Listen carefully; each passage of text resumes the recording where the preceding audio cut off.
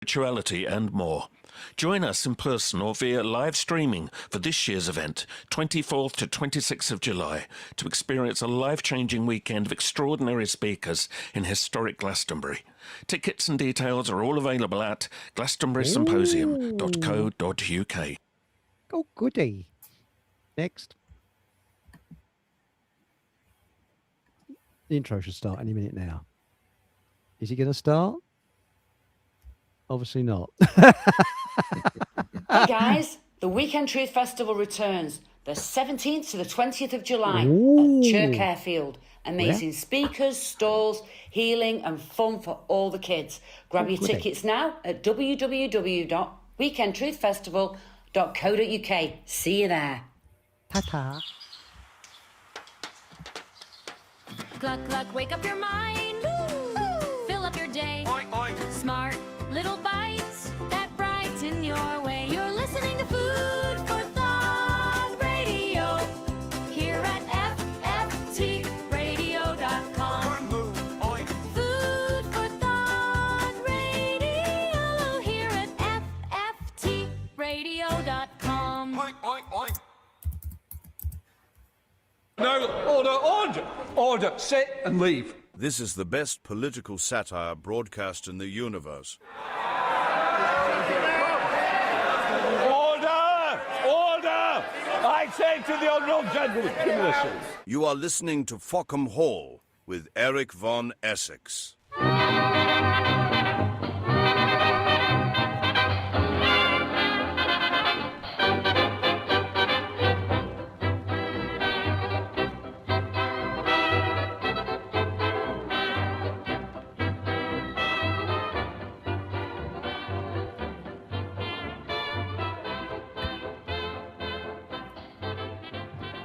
And good evening and welcome to another exciting show. And tonight, our guest is Survival Steve. Good evening, Steve. Hi, man.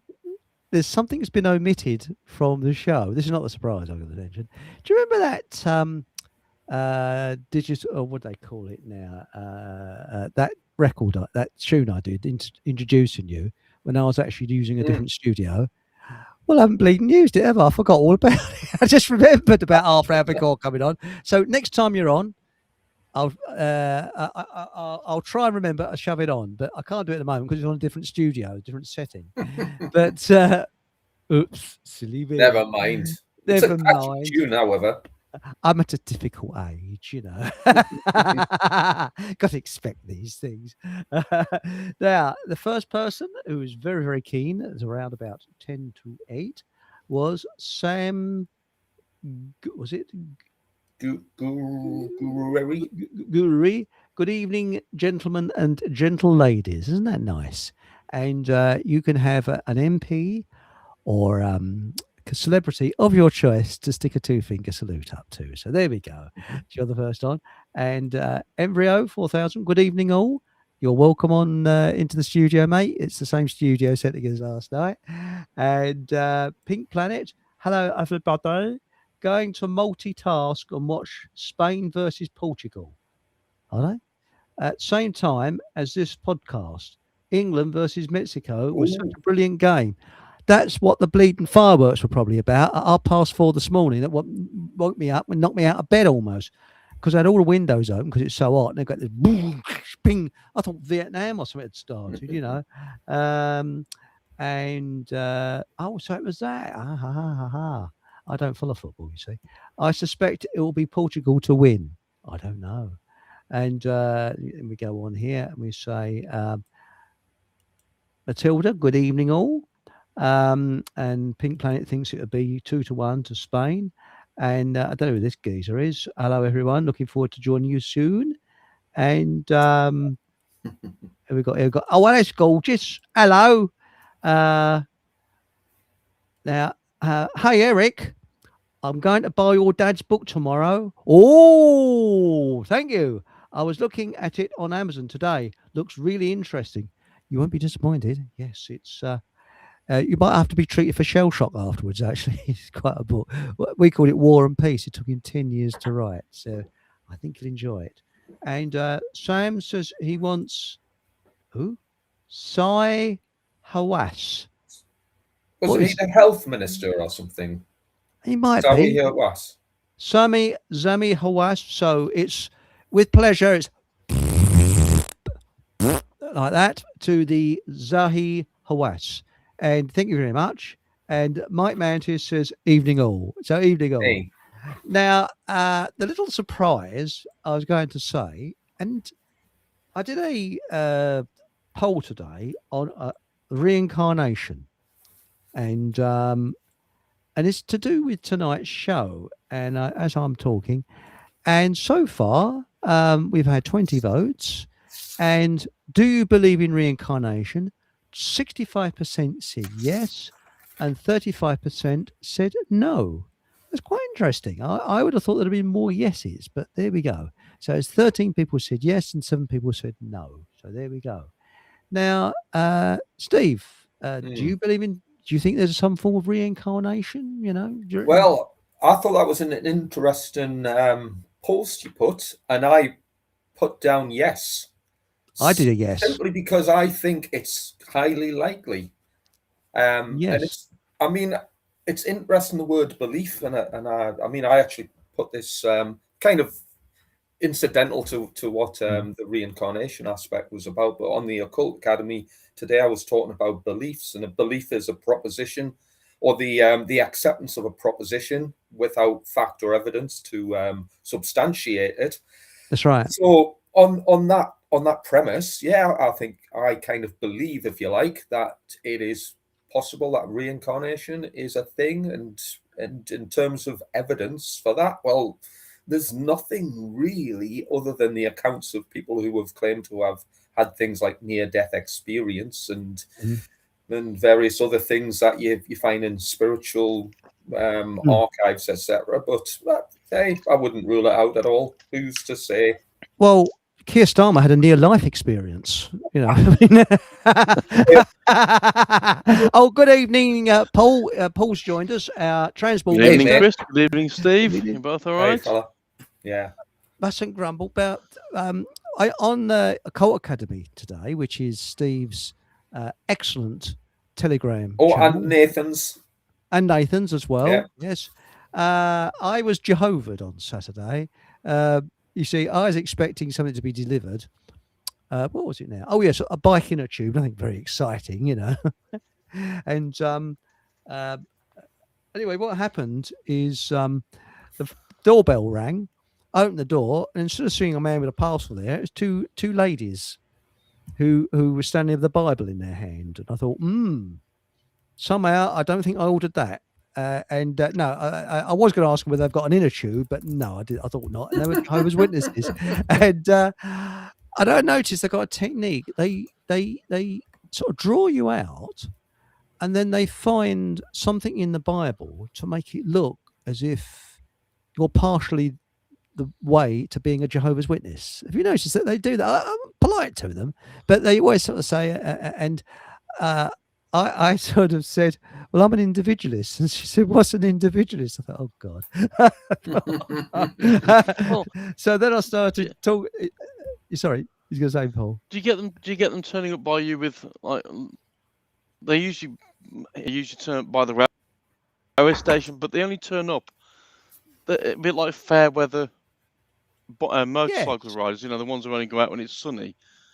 I think we've got some fair weather Jehovah's Witnesses because they only turn up when it's glorious sunshine. You think, well, if you believe in your God that much, should you turn up whether it's pissing down, snowing, or whatever? Oh, that's right. Oh, we got some classic here from the resident. You're right. I mean, where do they go in winter? And the other one, where does the Salvation Army go in winter? Sorry, in summer. Because you always hear them out at Christmas playing their mournful outside supermarkets. But where do they go in summer? I've never, ever seen a Salvation Army, man or woman, in the summer. Have you? Maybe they're on holiday spending all that charity money. Yeah. Well, actually, I've got something. I'm going to upset a lot of people. Now, so far, I've upset Jehovah's Witnesses. Who else have I upset? A few others. My auntie, and I put this on my Telegraph channel, and I think I upset a few people. My auntie had a boyfriend. And this was in the 50s, I think, 40s or 50s. It might have been the early 60s. I don't know. But he was a plumber. And one of his biggest clients was the Salvation Army. And he told my dad that he said he's forever, he reckons it was a knocking shop. He said, because he was always going there clearing condoms out the sewer. He said, clogging the sewer up. He reckons it was one big knocking shop. But because they were in their heyday, I think, in the 50s, they had the largest membership then. But Mike Mantis says, I urinated on some tinned milk the other day. I believe in P-incarnation. Classic.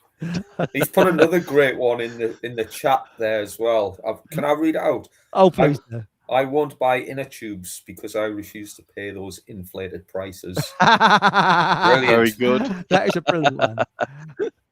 And that's a classic. But a side note, now you are a keen cyclist, I believe, Steve. And I think you were or are, Paul, I don't know, are you a keen I used cyclist? to be.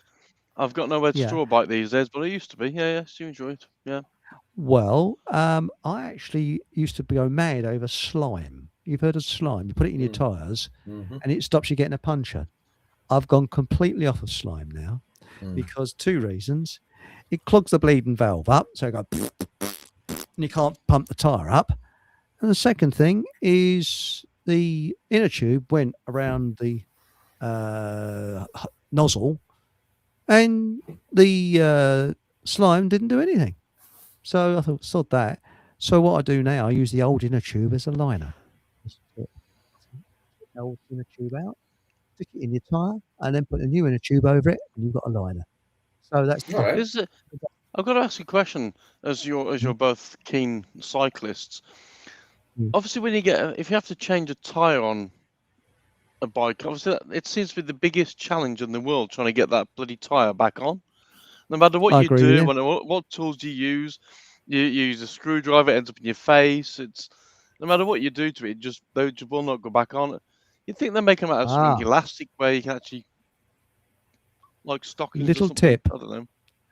Little tip. You can get a piece of. I haven't tried this, but I've seen this. Where you can get a piece of string or a bit of what they call it, paracord. The string wouldn't be strong enough. You put it round the rim first. And then you pull the paracord, sort of put the tyre, it's a bit difficult to explain, put the tyre over the paracord and then pull the paracord. I haven't tried it, but what I've got is a tool which hooks onto the side of the wheel and you wrench it over, you pull it over. And I find that does the trick every time with a little bit of washing up liquid around the rim to sort of ease it on, that way. So do you find a trouble, Steve, when you're trying to get the bleeding tyre on it? It can be tiresome. Oh, you're bleeding tough, guy. You probably do it with your thumbs, like Desperate Dan. You probably chew it over, boom, I mean, No, it can be a bother. I mean, I've heard of people using spoons. I've never used a screwdriver personally, but obviously tyre levers. I wouldn't get the plastic ones either because they snap.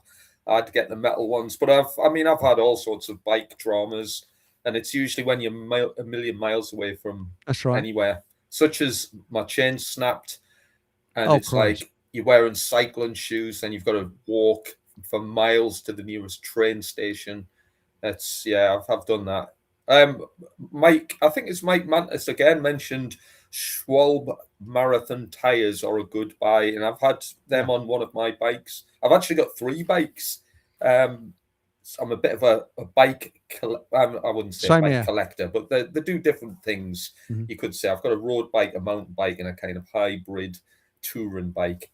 But Schwalbe marathons, I'm in agreement with that. They're pretty good. I agree. Schwalbes are good, but I think there's another one which is a bastard to get on. And, you really have to get the strain to get it, on. But I tell you the worst is if you've got a racing bike, getting those tyres on. Bloody hell. They're tight, but they're But actually what I do, I can put the inner tube on and then I take the inner core out of the inner tube so the air fully comes out when you're trying to get the bloody thing on, But it's always a tussle. And they say, hey, you can do it with 2 fingers. My neighbour could do it without tie levers. He does it with 2 fingers. I mean, he must have bloody strong fingers. How, I do not know. He just goes, Some people can. There's a technique, I think, to it. Some bikes are different, though. There's mountain bikes Yeah. are a bit easier than road bikes, Oh, for example. super easy. I mean, my mountain bike, the tyres are 2.1 something, 2.10, and that is what bloody wide, Whereas my racing bike is 23 just 23, which is under an inch wide, the tyres, and that is a real bastard to get on. Oh, yeah. Yeah, but Well, these modern bikes, the electric bikes, have got massive chunky tires. I don't know if they're supposed to be puncture resistant or they're solid tires rather than have an inner tube in them. But I reckon they might cost a fortune if you have to replace them at any point. Not really, because you can get cheap ones off eBay, but you get what you pay for. And I've always found Schwab to be bloody marvelous. The rubber on them is, or it's a sort of it's not all rubber. It's a neoprene, I think. It's a kind of sticky, so it sticks to the road. When I say sticky, it just adheres to the road. It's just a better quality tyre. But if you want inner tubes, Baldwin's is the place. It's up in Yorkshire. Oh, yeah, I've heard of them. And I always go to Baldwin's. They're bloody brilliant. And you can buy the cheapest inner tubes from them, which are Baldwin's own. You get a free tyre lever, which is a good quality one. And they're very competitively priced. And I'm not being paid to say this. But anyway, on with the show. I was going to have a little surprise for you, Steve. Oh, cool. Now, I literally have not got much evidence, but I believe we carry our DNA over with us from our past generations. That's why you can go to places and you think, I feel very at home here, and other things. And my dad believed that I may be the reincarnation of his brother, because his brother died 2 years before I was born. And his brother, his older brother, was 3 years older than him. And when he was at school, if any bullies picked on my dad, his brother would be over and protect my dad. And he was very close to his brother. And and people that knew his brother, like my cousin, would say, wow, I have the same interests, strangely enough, as his brother had. And my dad, I sometimes look around and he said, you look just like my brother then. And my mannerisms were similar to his brother, apparently. I don't know, because he died 2 years before I was born. But there are sorts of things like this, which it carries on through our DNA. Now, where you're from, you are supposed to be, I believe, the true English from Tyneside. Oh, yeah, I didn't know that. Now, instead of Survival Steve, could your name actually be Steve Silvati? Because Silvati was, you see, you tick all the boxes of being the reincarnation of part of that group. Now, for listeners that weren't on last night's show, Silvati, if I've pronounced it right, that's Silvatici. I think it's pronounced Silvati, as Paul English advised. I think. Is that right, Paul? I think Silvati. Yes, about that. Silvatici, or something like that.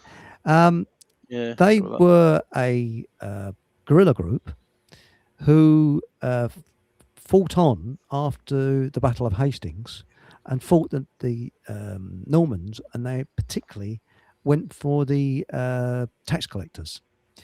And when the Normans gave chase to them, they disappeared into the forest and just sort of disappeared into thin air almost. And they did exactly what the North Vietnamese did in the Vietnam War. The Americans would go into the forest or the jungle looking for them, couldn't find them, couldn't find a trace of them. Now, they reckon that this is where the Green Man theory comes from. You see green men like the pubs. A lot of the pubs called the Green Man. Yeah. So that is, and I'm wondering, could you be in your DNA partly the shall we say, in a past life, you may have been connected to, because you tick all the bloody boxes. Oh, that's interesting. Guerrilla warfare. Yeah. You're a specialist in that. You come from the right area. And your area is where Wales, I think, and the northeast, where the true English sort of escaped to, sort of thing. Okay. When the Normans came in. So I'm wondering whether going way, way, way back, there's a great ancestor of yours that was a Silvati. And I think these Blade Runners should leave the sign Silvati. wherever they go, because they are doing hit and run, and this is a modern version. We need a modern version. Don't kill people, don't harm people, but just go after machines. Wipe them out. Go after the system, Yeah, basically. go after the system. You know, I mean, I'm not saying it's a marvelous thing that they're doing. I think it's terrible, isn't it, that they're going to, you know, they're knocking these camera posts down. Oh dear, and I'm bullshitting. I wouldn't advise Well, it. did you see that on? Did you see that on? There was a guy who does videos on Facebook.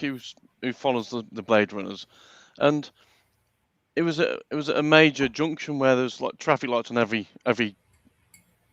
set of roads. Yeah. And it was a crossroads basically with traffic lights on all four corners, and these guys had taken them all down, and at 9 o'clock in the morning when it was peak time, the traffic was working perfectly fine. It was only getting clogged up when the traffic lights were put back. Yeah. It makes Yeah. you think that do they put these things in place deliberately to stop people travelling and slow people up and cause the traffic jams? Well, Because it was flowing perfectly fine. And he said, look at this, at 9 o'clock in the morning, there was no issues. Everyone's getting on with it and just driving. well, they got a good point. There's a girl on YouTube that goes on a motorbike all the way around the world, and she was in, was it Iran or Iraq, right, one of those places, and where people just ignore the traffic lights and sort of look at it and go, oh, that's interesting, just carry on, it's red or green or whatever, just don't give a shit. And there's this sort of road junction, and everything seemed to sort itself out. You know, cars are just sort of meshing in between each other. No accidents. And she just followed the car in front. And there's all cars, you know, going backwards and forwards. And they actually go slow at these junctions.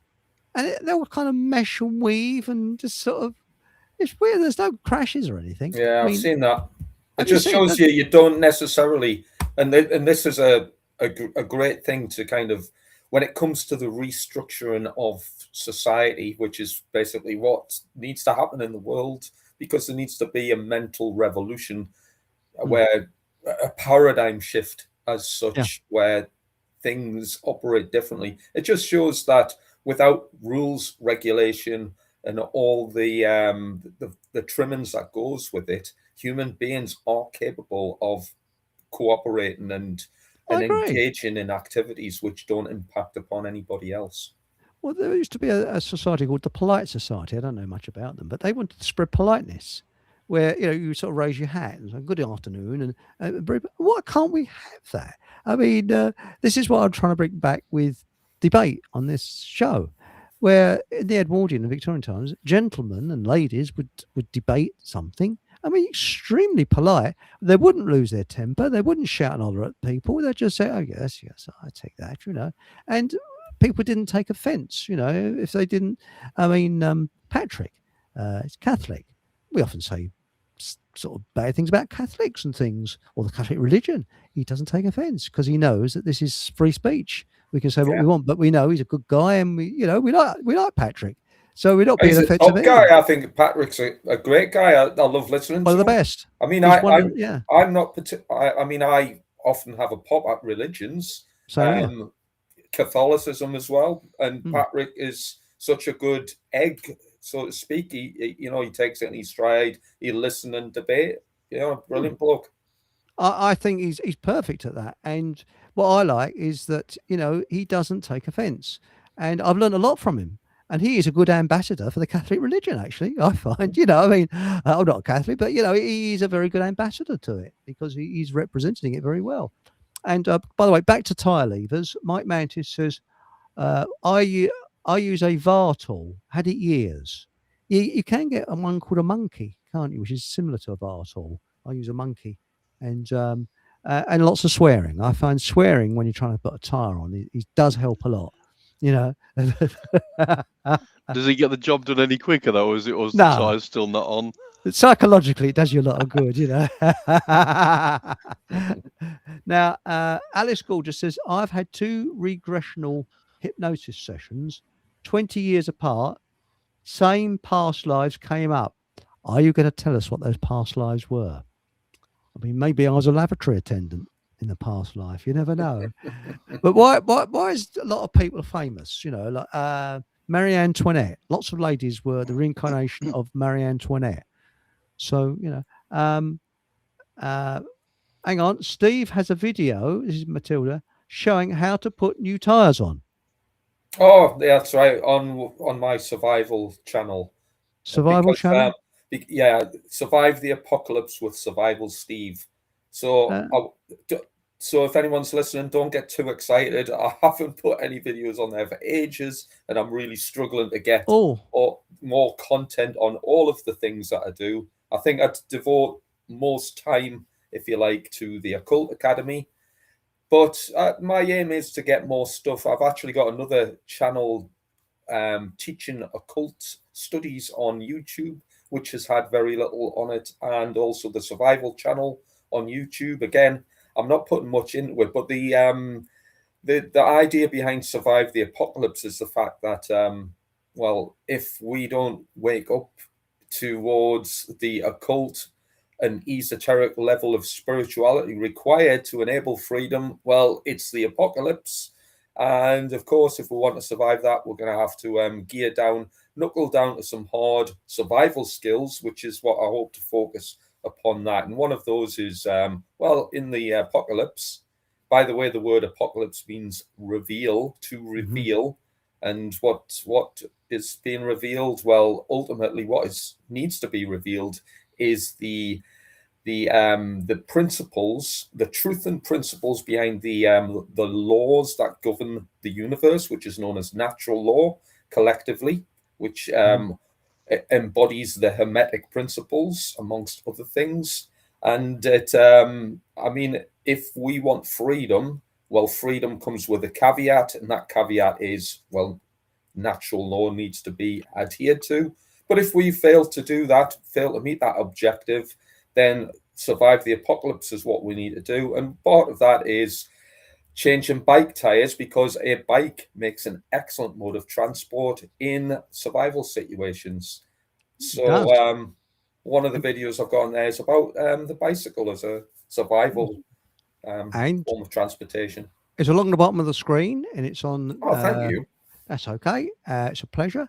And yes, I'd like to see that one. I think I'll check that one out tomorrow morning on how to put a bike tire on. It says very bruised knuckles and fingers and things like that, and says a lot of swearing as well. You know, because my tire does not. My word.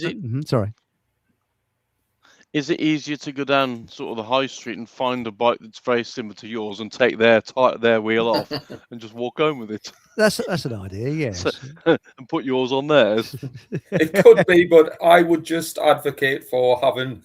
Well, I advocate in survival something known as the 7 Ps, and because it's before 9 o'clock, I'm only going to mention 6 of them, because prior preparation prevents a beep. Poor performance. Yes. So that's a good one. Yes. So that means have spare inner tubes and puncture repair kits to hand. But do you find that inner tubes always go around the bleeding valve where you can't repair? You have to put a new one on. Every time I get a bleeding puncture, it's always around the valve. I don't know. Oh, I see what you mean. Yeah, that's annoying. That's a I've also had. I remember once I had 12 punctures and I only had 11 patches. Oh, you put so that was infuriating.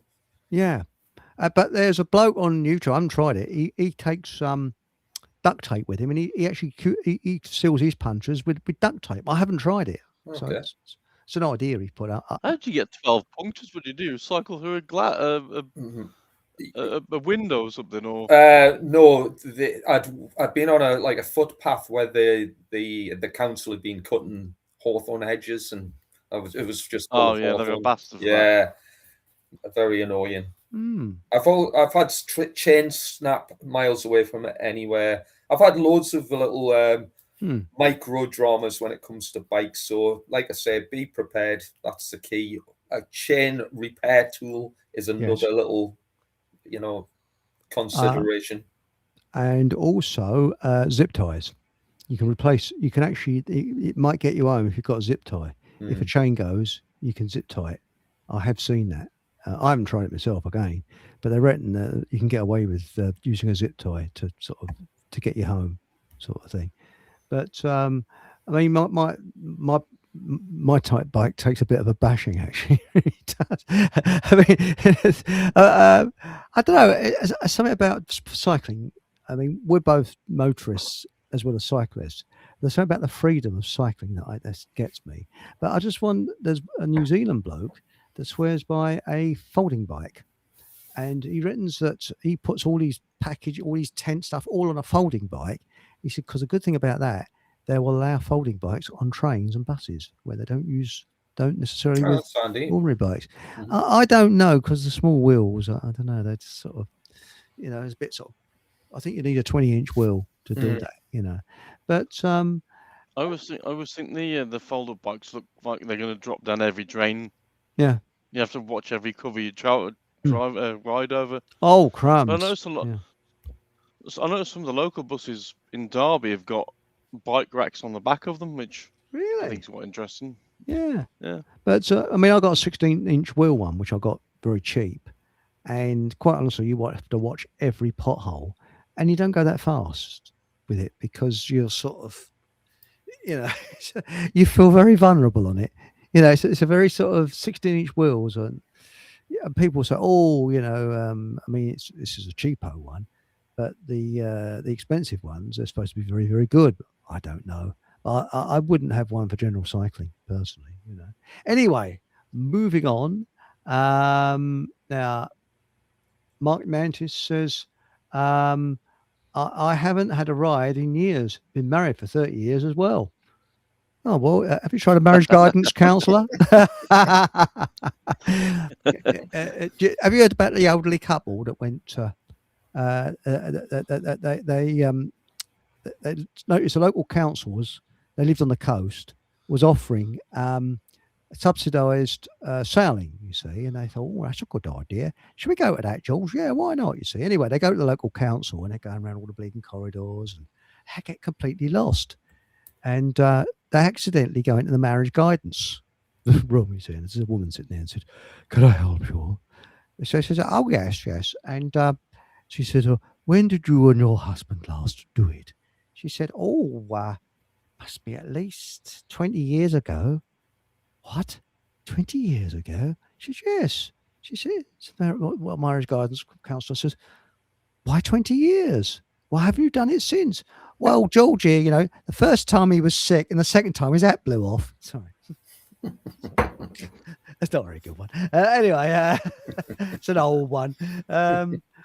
Now, Matilda says, I'd like to have that done, past life regression. So would I, actually. Might be a bit shocked though what you was. And Alice Goulder says, my friend in Cambridge did it last time. She stopped now and got a job in a garden centre. She's ace. So she does. So what happens with past life regression? How do you get regressed? Do they sort of put you under hypnosis or something? I think so. I've never done it myself, but I've heard of it. But it sounds interesting. Yes. I mean, I've got no objection to that whatsoever. Well, there's somebody backing me up here. Mike Mantis says that's true, Eric, about Tyneside. Apparently, ancient English was unintelligible as well. Cheeky son. Come on, like, I don't need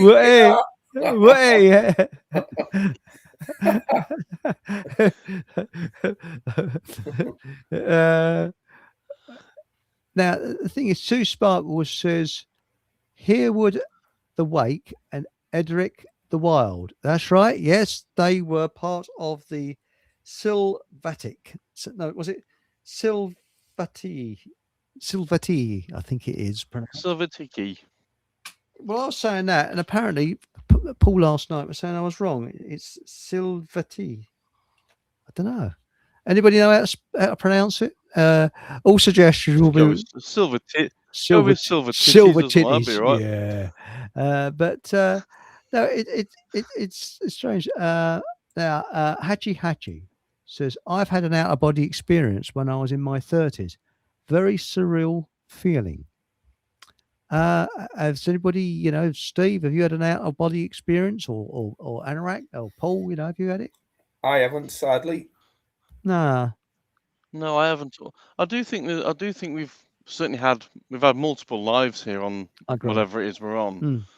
and I think that, like I said last night, the soul just carries on. This thing that it's in at the moment will perish, and the soul will go on to do something else, and Yeah. which is why I think sometimes when you go to places and you've never been there before, but you recognise them or you know where you're going, even though you've never set foot there before, so it's possible they've been there in a previous life.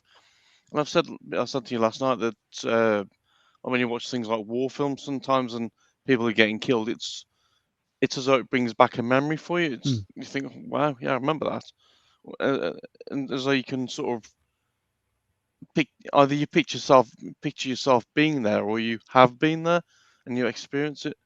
And I think we've had multiple lives, I agree thousands with of you. lives. I think so. But I actually do believe that, I don't wish to sound rude, Steve, you tick all the bloody boxes for being part of the Silvati, but oh bloody hell. But anyway, silver tits, shall we say? The gorilla group. The poor sods are probably turning in their graves, thinking that bleeding Southern Jesse is pronouncing our names wrong. But really, I'm wondering whether we need a peaceful modern version of it, which we, instead of fighting with our fists, fighting the mind and changing people's thought process and that type of thing. I mean, I would wholeheartedly agree with that, without a shadow of a doubt. I mean, I'd like to think that I've got a fighting spirit within me, born with the blood of fight and passion within my veins. Yeah. For whatever reason, simply because I personally think that should be the aspiration of everybody, to be able to fight tyranny and evil. I agree. At the appropriate level when required. And I mean, at the moment, it is most definitely required. It is probably not a soul on the planet who would turn a blind eye to the fact that the human race as a collective is facing probably the worst degrees of tyranny in modern times anyway, that it's certainly ever seen. And this tyranny is a little bit different to past tyranny, where violence has been quite a major feature. Tyranny backed up by measures of violence. At the moment, it's pervasive, and it's built more upon psychological effects, which again are still equally as debilitating, but slightly harder for us to focus our attention and to get into that kind of mindset of how and why this has taken place. Perhaps we ought to take a leaf out of Jehovah's Witnesses book or something, because quite honestly, I mean, they've got, it's very clever how they do it, because I look on it as a cult, and again, if it upsets people, it upsets people, but I really do look on these things as cults. And this idea of letting you speak a bit and then linking something in the Bible to what you say to make you feel as if you're halfway there to being a Jehovah's Witness. It's clever. It's very, very clever. And this is how these cults lure people in. You're almost there by saying that. And you're almost there by believing this and believing that. And I notice it is a technique that they use. But once you sort of make it known, I mean, I've said, they've got more chance of turning the tide back at Southend than me becoming Jehovah's Witness. But I always polite to them, never rude to them. But I've noticed what you say is of no concern to them at all. They politely listen, but they're not listening. Yeah, I've noticed that all the time. They've got their minds made up, haven't they? And they are essentially a good example of what a cult is. Yeah. And when I say a cult, it's different to occult. So a cult is any group that claims ownership of a person's mind. And I, as you're probably well aware of, I also include the government as a cult, because they basically take ownership. They take possession of other beings, mind, body, and soul. I use the expression that the church and religion takes possession of a person's spiritual capacity. the government takes possession of a person's mental capacity, and the branches of government, such as the military and the police, and you could also include legislation and acts and statutes amongst that, take possession of a person's physical ability. So we express ourselves through consciousness, which is a threefold expression between thoughts, emotions, and actions. And when all of those things are being taken control of by another person or group, then we are not in charge of ourselves, and we become the possession of an external agency. I agree with you. And Sam has come up with an interesting one here. He says, because we are not armed with powerful weapons, an armed society is a polite society. Look at Texas. They said it makes people very polite, and they walk around openly with guns and things like that. Switzerland's another example, but they have very, very low crime rate, which is interesting. See what I've seen from America on these police shows and whatever, like the auditing and stuff, is that a lot of Americans are quite rude and disrespectful and all the rest of it. And so I don't know whether guns do make people politer. I suppose you might get a better answer out of somebody if you're pointing a gun at them. You might get what you want. I mean, if you wanted my pound of flesh on gun ownership, I would certainly allow. In fact, I wouldn't allow, because I don't believe in authority. Authority is the claim of ownership.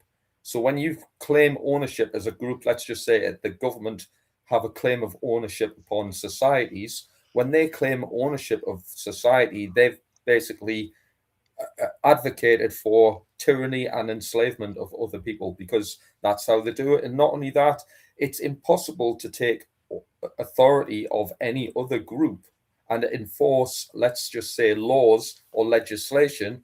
You can't enforce anything without violence. So we talk about a peaceful society and peaceful resolution.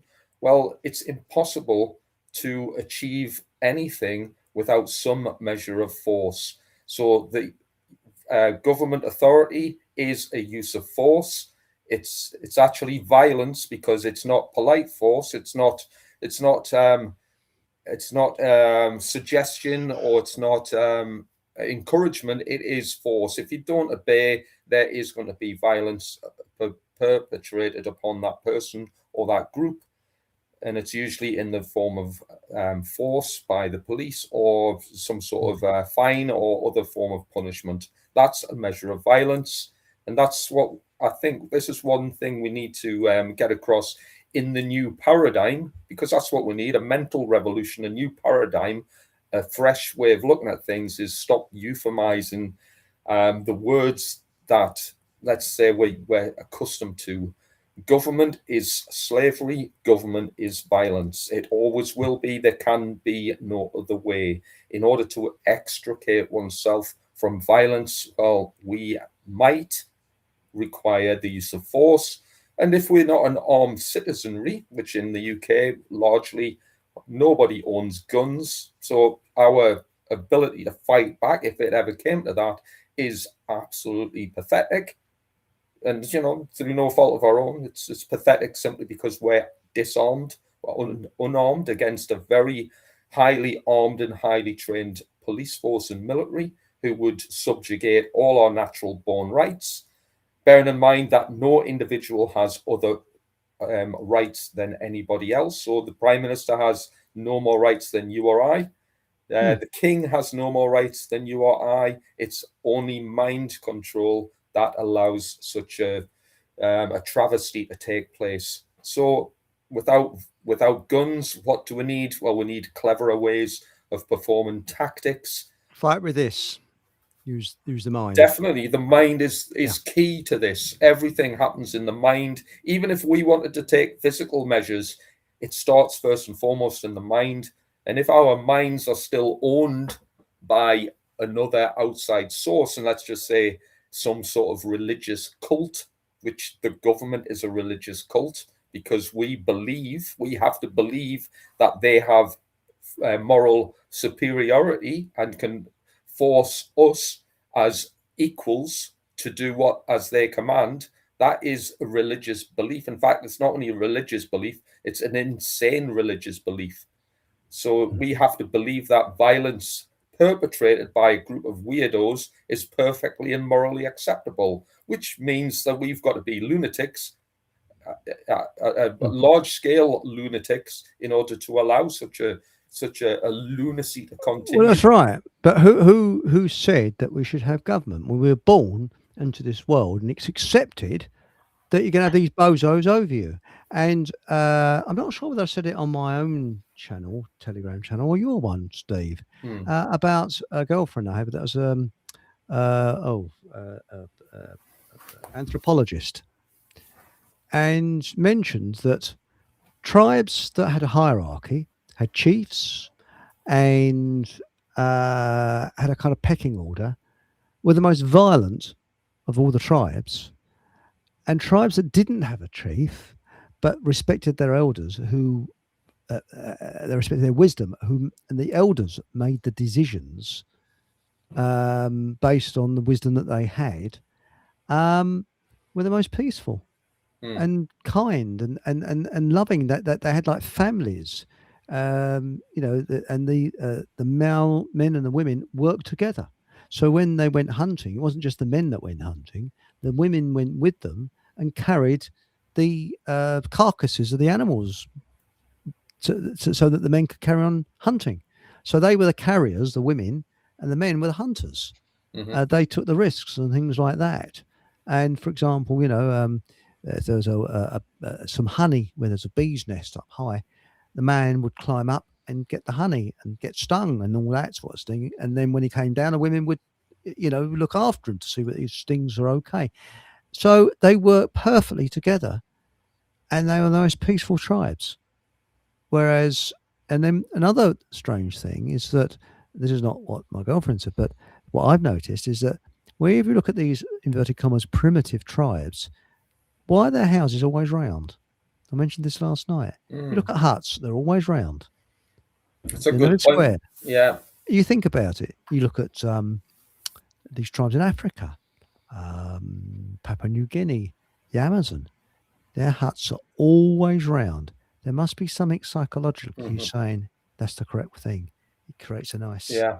Does it hold the warmth better if it's round rather than square? I don't know. I don't know if that's the case. I know that they're cold in there. Because if you have a cup of tea or something, you're putting that in a cup and that stays warm because it's in a. Well, the cup is round. A yurt. I know you get different shaped cups these days, but. Well, a yurt is round, isn't it? That's what they use up in the. Is it the Himalayas? I think it is around that area. A yurt. I'm not sure if it's connected, but in secret societies, particularly Freemasonry, there is a motif known as circle and the square, and this is a highly esoteric and alchemical concept. A square is linear, rigid, right angles, precise. It is. When you talk about the term thinking outside of the box, well, what is outside of the box? What is outside of the square? And bearing in mind the square bashing, such as the military do square bashing, where they will march on the parade square in order to basically subjugate their free thought and turn them into linear thought, rigid thought, in order to subvert and take ownership of their minds, mind wash them effectively. Circling the square, well, a circle, and you'll know this from your architectural days, using a compass, bearing in mind Freemasonry uses a square and compass. The square obviously draws the right angles, and the compass encircles, it puts a perimeter around the square. Right. And due to the mathematics behind it all, a circle is always going to have a numerical form that will go on for infinity, such as pi. Pi is infinite. The number sequence goes on, forevermore. Why? Because it's in a sense, this is kind of incomplete. It's or rather it's everlasting. And of course, the motif in Freemasonry and secret societies is the fact that we as human beings need to think outside of the box and become like the circle, which is infinite in our consciousness and wisdom. And that's kind of what that kind of relates to. And I wonder if there's some sort of connection between the houses of ancient times and some of these good point. cultures. And also, when you think about it, you've got what they call the twin pillars, which basically where they sit within the within Freemasonry is still in a rectangle or a square shape. And obviously, if you drew a line around it, it would be in a square or a Yeah. rectangle. Look at the White House, that's round. Look at St Paul's, that's round. And I've got a round house near where I live. I'll take a picture of it, and it's been here years, donkey's years. It's sort of on the side, Well, I think. side of a wood. Well, I wonder if the round houses were used for power, because I said last night that all lighthouses are generally round. That's right. Obviously, they'd have to be to allow the light to move around. It's in the up in the lens, and a lot of churches or the old, like St Paul's and there's one in Shrewsbury, in the Quarry, the tops of those are all round. So I wonder if they generated energy or better energy because being round, obviously that would tap into the ether a lot better. You got a good point. Now, Sue Sparkle says, going back to the Salvati, let's call it Salvati, Fray Bentos or whatever it's, Salvati. So surrounded, that was their lead, Edric, the Wild. William he went with William the Conqueror, went on to accompany him into Scotland. He did keep his land as he swore allegiance to William. So he's a bleeding turncoat then, the Edric, the Wild, wasn't he? So bleeding traitor. It's funny you mentioned. Well, what I find interesting, I was looking at because I'm going down to London on Friday again. I was looking at a couple of bus routes down there, and one of them, Route 14, terminates at Putney Green, the Green Man. That's it. Which probably perhaps maybe that links into It that. could There's quite be, a few locations where you got the Green Man. I would actually like to thank Nathan Allenby, because he sent these details through on this site on Telegram, because up to about 3 days ago, I'd never heard of the Salvatici or Salvatic. Oh, sod it. Anyway, whatever it is. Now, the next one, we got quite... Silvertick. Yeah, Silvertits, yeah. So now, next one, Barefoot Forager. Now, I'm still reeling from, inverted commas, stupid stinking Christians comment last night. His name calling free speech, I suppose, sticks and stones. Well, this is not a show to upset. Let's put it this way. I don't want to upset people. People will get upset. I didn't say it. And I don't think, I think that I can't speak for Steve. Not Steve, Paul. And not the Paul we got tonight, Paul English, who allegedly mentioned this last night. I can't speak for him. But I know that he would not actually go out of his way to upset people. And if you want, next time he's on, if you want to come on and politely speak to him and iron it out. Because the last thing I want is someone being upset. So please don't be upset, Barefoot Forager. It's easy for me to say that because I think he may have meant it in a different context. But again, I can't speak for him. But please don't get that upset about it. It might be, I think it is best is next time he's on the show, come on and speak to him about it. Because we're all gentlemen and ladies on this show. And I want to just keep everything placid and calm and in a Edwardian and Victorian sort of way. So if he's if you feel upset about something, I feel sure that Paul would not go out of his way to upset anybody. So that's my view. I can't speak for him, but that's my view anyway. So I hope I've ironed that one out.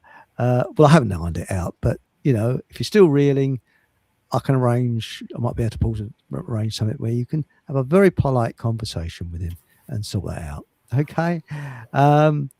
Now, old inner tubes are great for starting fires. Yes. Yeah, good point. Catapults. Also, to tie luggage onto your bike with.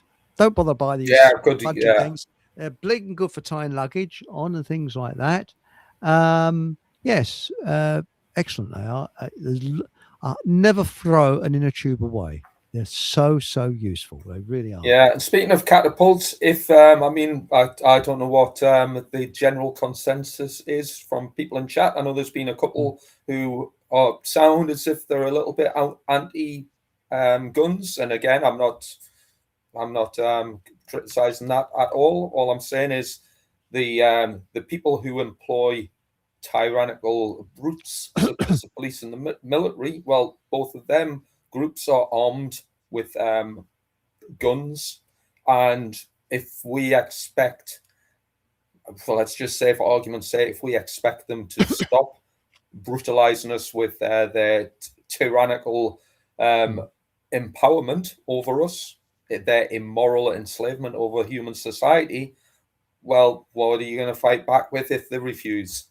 So I don't Precisely. particularly want or advocate for violence at all. I'm sure everybody realizes that. If not, I do not advocate for violence, but I will not. And again, in kind of sympathy with the Silvaci or whatever we're calling them, Yeah. they didn't just throw pebbles at the Normans. Oh, no. I'm sure they Tough didn't sods. just throw mud bombs or pebbles or pine cones. I'm sure that given the chance, they would use everything in their arsenal at the time. Again, I don't know what kind of weaponry they would have had in those days. Maybe things like crossbows or bow and arrows, swords. I don't know about 1066. Was the cross? I'm not sure with the. I don't know really. Yeah, they would have had bows and arrows, but Yeah. I don't know whether a crossbow had been invented then. I don't know, but it's as I say, I'm very interested in finding out. And I've looked on the internet. There's very little about them. Very little. Yeah, You know. I'd never heard of them, but I mean, I'd never. guerrilla warfare is my speciality. So this is kind of passionate about this subject. Really, that's I interesting. mean, going back to, you mentioned the Blade Runners earlier. Yeah. Now, I like I say, I'm not advocating for violence whatsoever, but I am advocating with 101% for the means to escape brutality and tyranny. Violence has to be perpetrated, and when we are at the receiving end of violence because we haven't initiated it, then we are morally, and this is a distinction, morally at perfect liberty to be able to defend ourselves accordingly. This is a fundamental principle in the universe. Again, this is part of natural law. It's not the law of government. The laws of government, the laws of man, which are inauthentic and fake, written by other human beings to oppress and financially oppress other human beings, because that's what legislation is. That's what man's law is ultimately to do, to tyrannize other groups of society, so the billionaires, the millionaires, That's right. the billionaires and trillionaires can profit from our misery.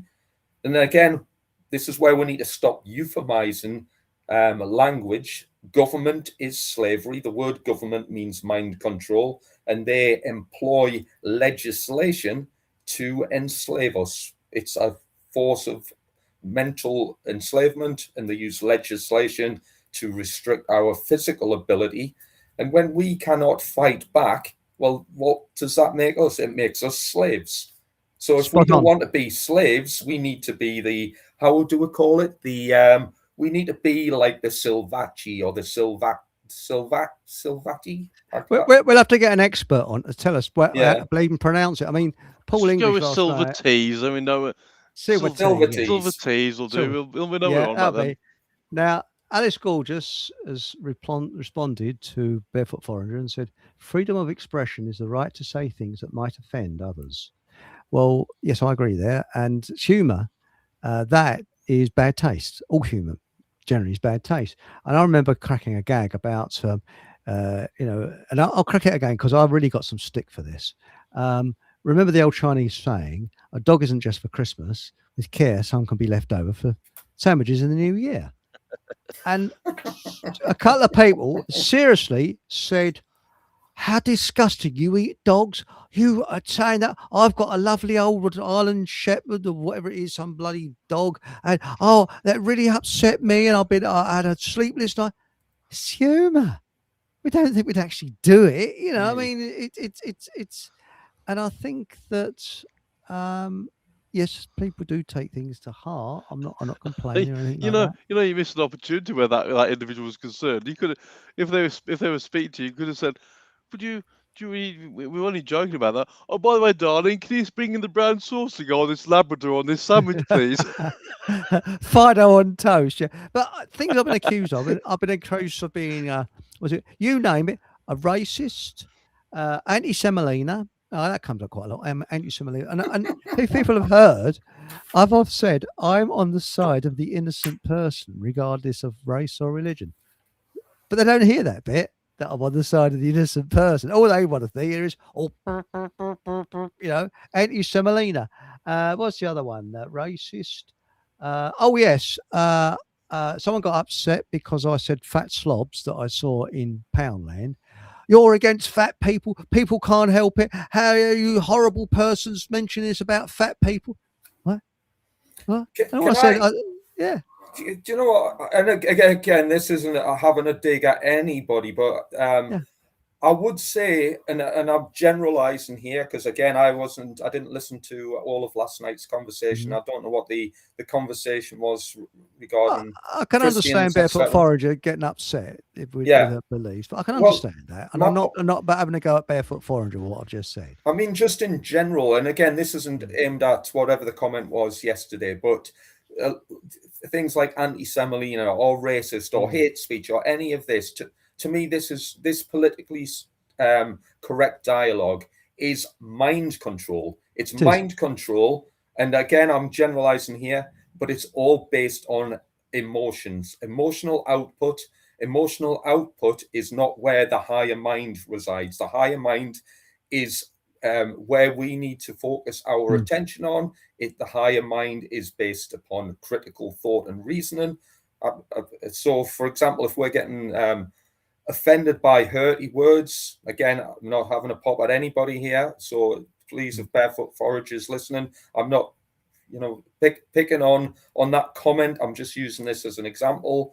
If it's an emotional response because we're upset by a comment, I mean, and I'll be quite honest, I had this same conversation with my sister the other day, who was offended by my use of what she termed to be non-politically correct terms. And I said, well, am I talking about you in particular? She said I wasn't. So I said, well, why are you challenged by my use of language? If the word I'm using, and I'll not repeat it because it was a sweary word, if the word I'm using means the same thing, why are you offended on somebody else's behalf? Why? Because you're still in emotional brain mentality, and from there you're only a third of as effective as you need to be a full-on spiritual warrior. So again, I would say that we need a new paradigm, a shift in our mental approach to the problems that we're facing in a society.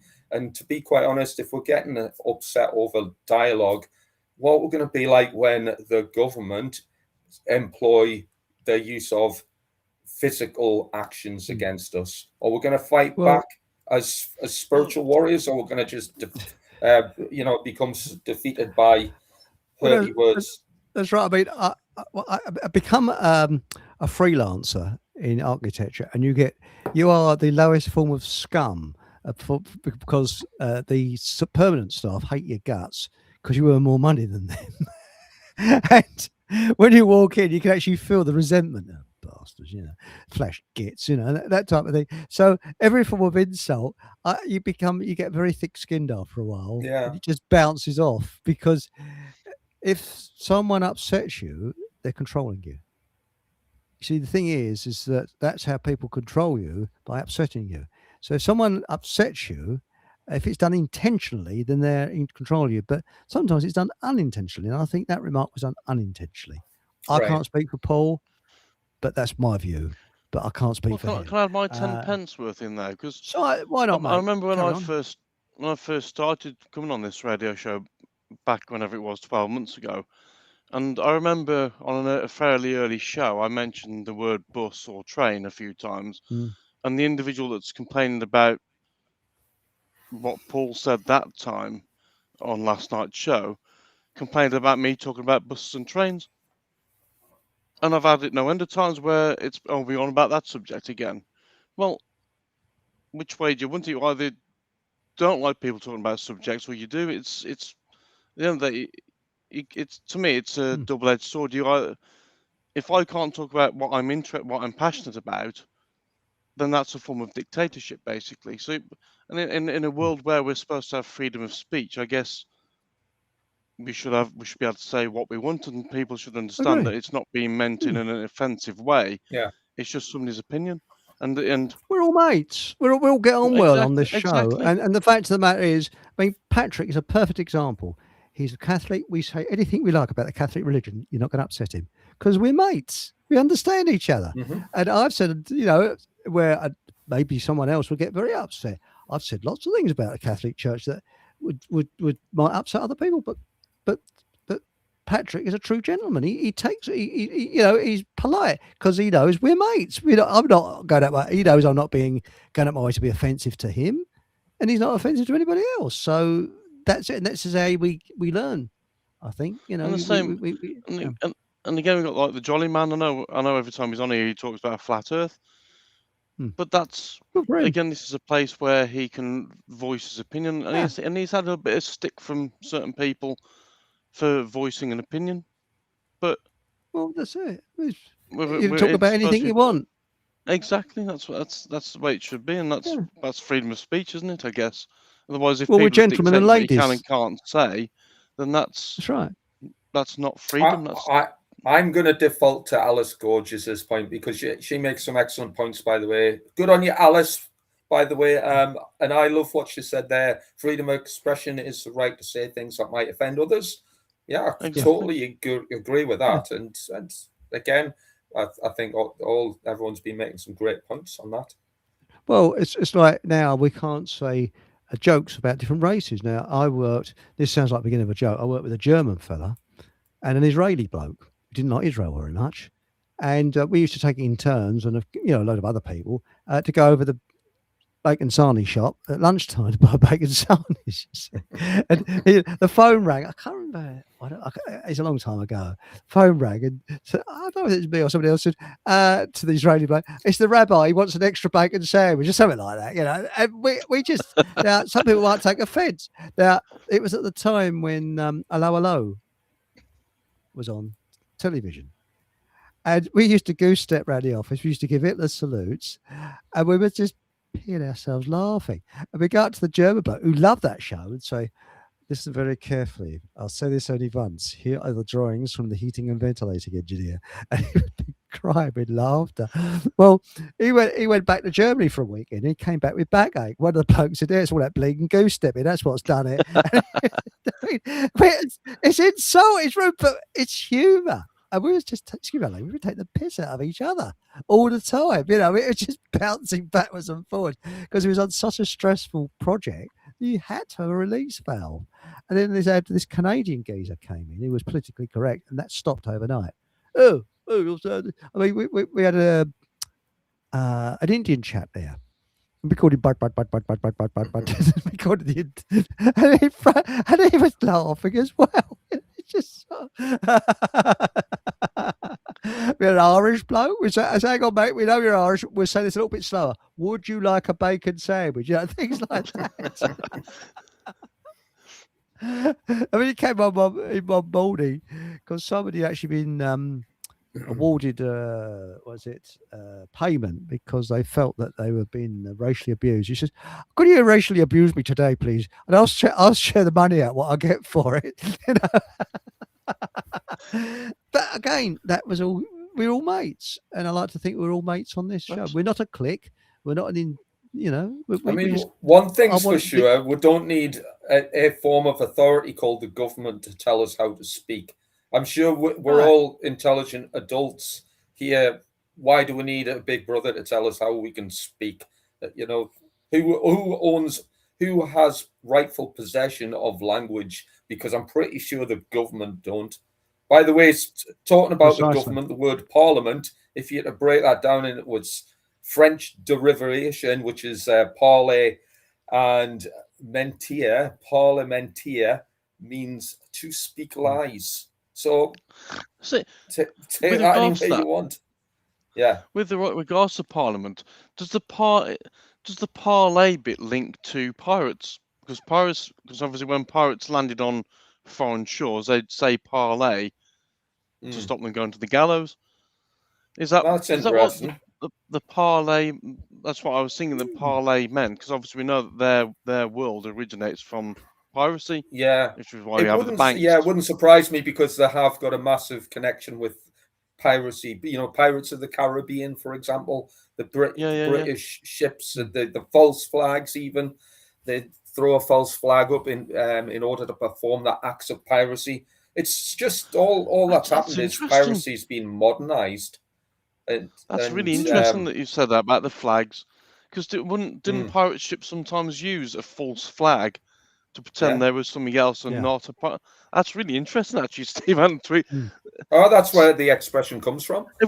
Every day's a school day. And what did the pirates also yield? The skull and bones, the Totenkopf from the German insignia, the skull and bones motif. Why? Because the skull.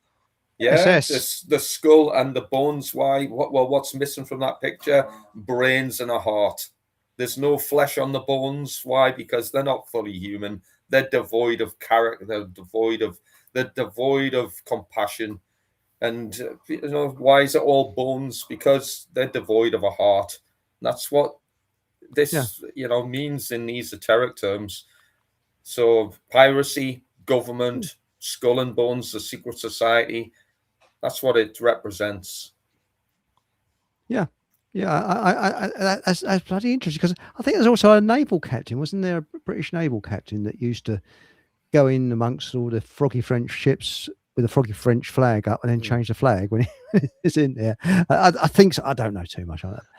And that's interesting. And the pirate flag was black and white, like you have a black and white checkered floor in Freemasonry. And did you know why there's hardly any trees in Cornwall? Because it was because the pirates used to hide in the woods, because it was the sort of central area for piracy.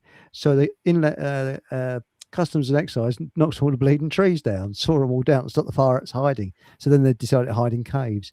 But in Cornwall, I know that they used to wash their windows with gin because it's cheaper than water. There's so much being so much piracy going on. I'm going back a couple of 100 years, Now, regarding inner tubes, we've got a very good suggestion here. Mike Mantis says, also, they're very good for making homemade condoms. Well, remove the slime first, though. Is that before or after use? I tell you so. Well, that's right. I tell you so. Slime is the nearest thing to, excuse my language, snot. You look at slime, and if you're going to have your dinner, it looks absolutely bloody awful, because you take the old inner tube off and you get bleeding slime all over you, sort of, it's horrible stuff. Now, Sam says, in a free society, free speech depends on the rules of the property owners or owner. What do you think? I don't know. I'm not a lawyer.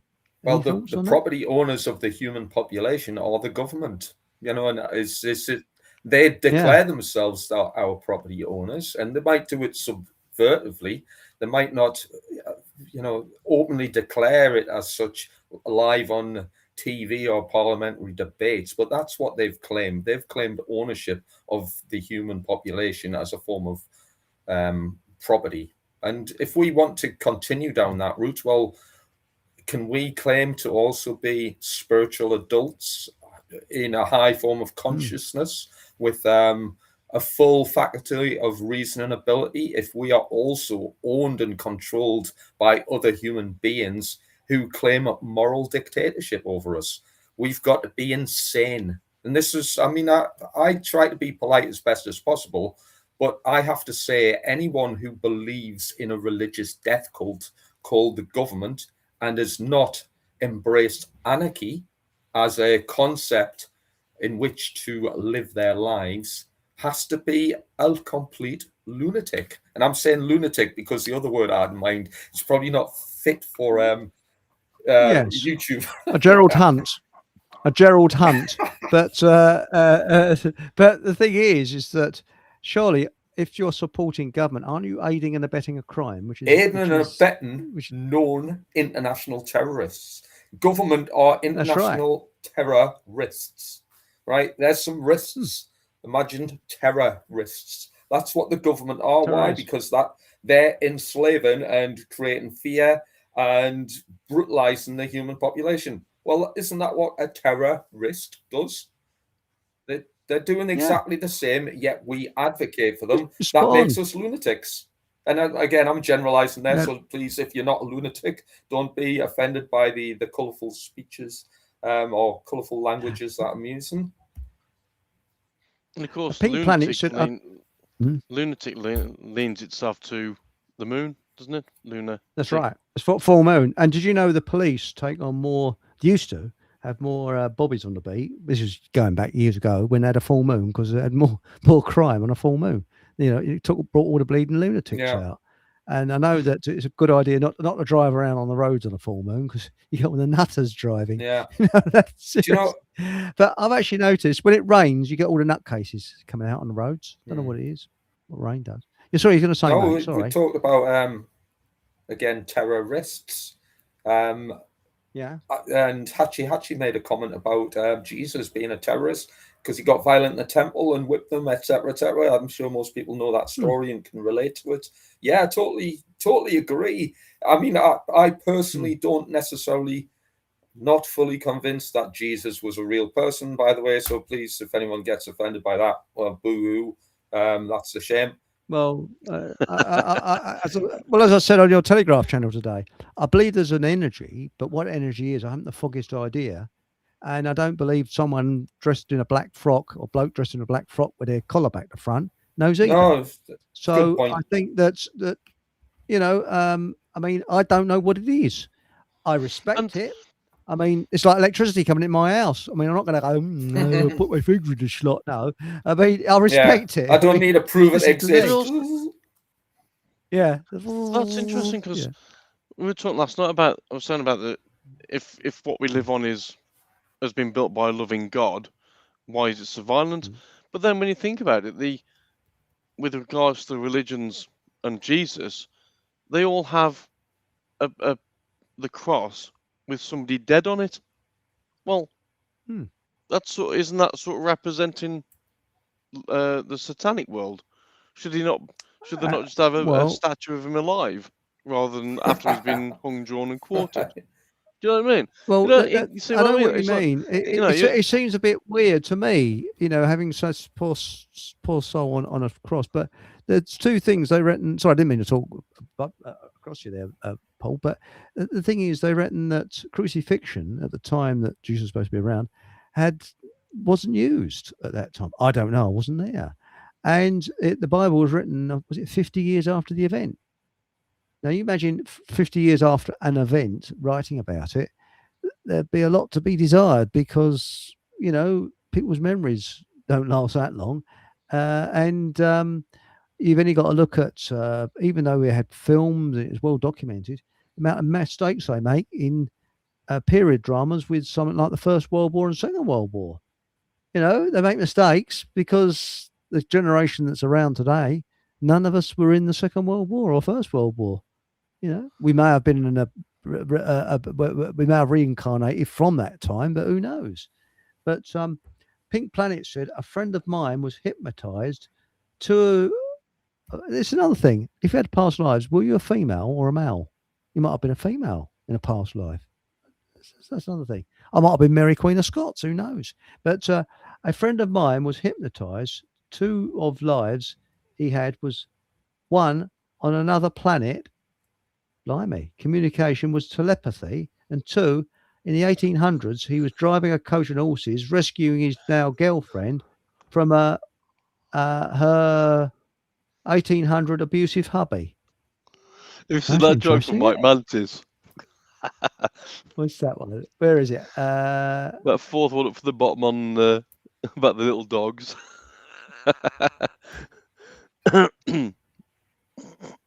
Where are we? Mark Mantis. There's Mark some great Mantis. comments, by the way. I am reading them. There's In that fact, many. they're coming in thick and fast. I'm just trying to find it. Mike Mantis. Oh, Sir Francis Drake. No, the one about they use little dogs packed with explosives called terrorists. Oh, bloody hell. That's a good one. Well, talking about that, did you know during World War II, the Russians had this brilliant idea of putting bombs strapped to dogs. I don't know if you've heard about this one. And looking at tanks as food. So what they do, they get the dogs and they train them to look on, and they'd starve the poor little sods, and dogs would look on tanks as food. And unfortunately, they didn't teach the dogs to tell the difference between Soviet tanks and German tanks. It took an entire division went into retreat because of these dogs. So, not a very good idea.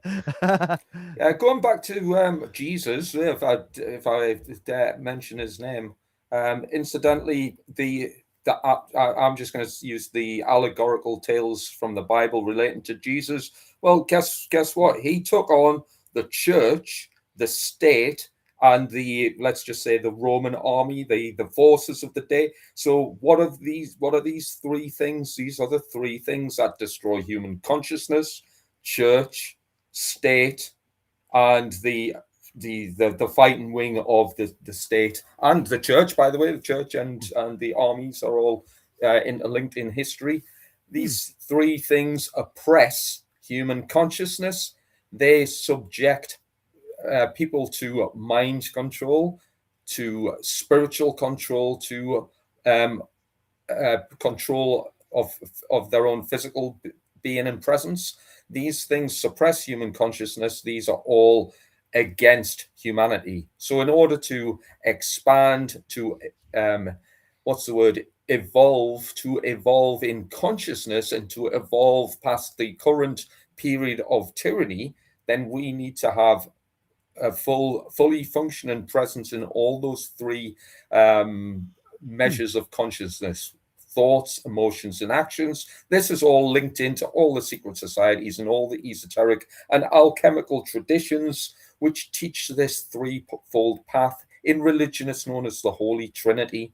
Well, again, the vicars will never tell you this, the priests will never tell you this, nor will the nuns, nor will any of the Pope or any of these other spiritual hoodwinkers. They'll never tell you all this, but the Holy Trinity is thoughts, emotions, and actions, and that's where we can evolve in consciousness in all those three areas when we finally take possession and ownership of our own abilities and see beyond these three conditions that are holding us back in our progress.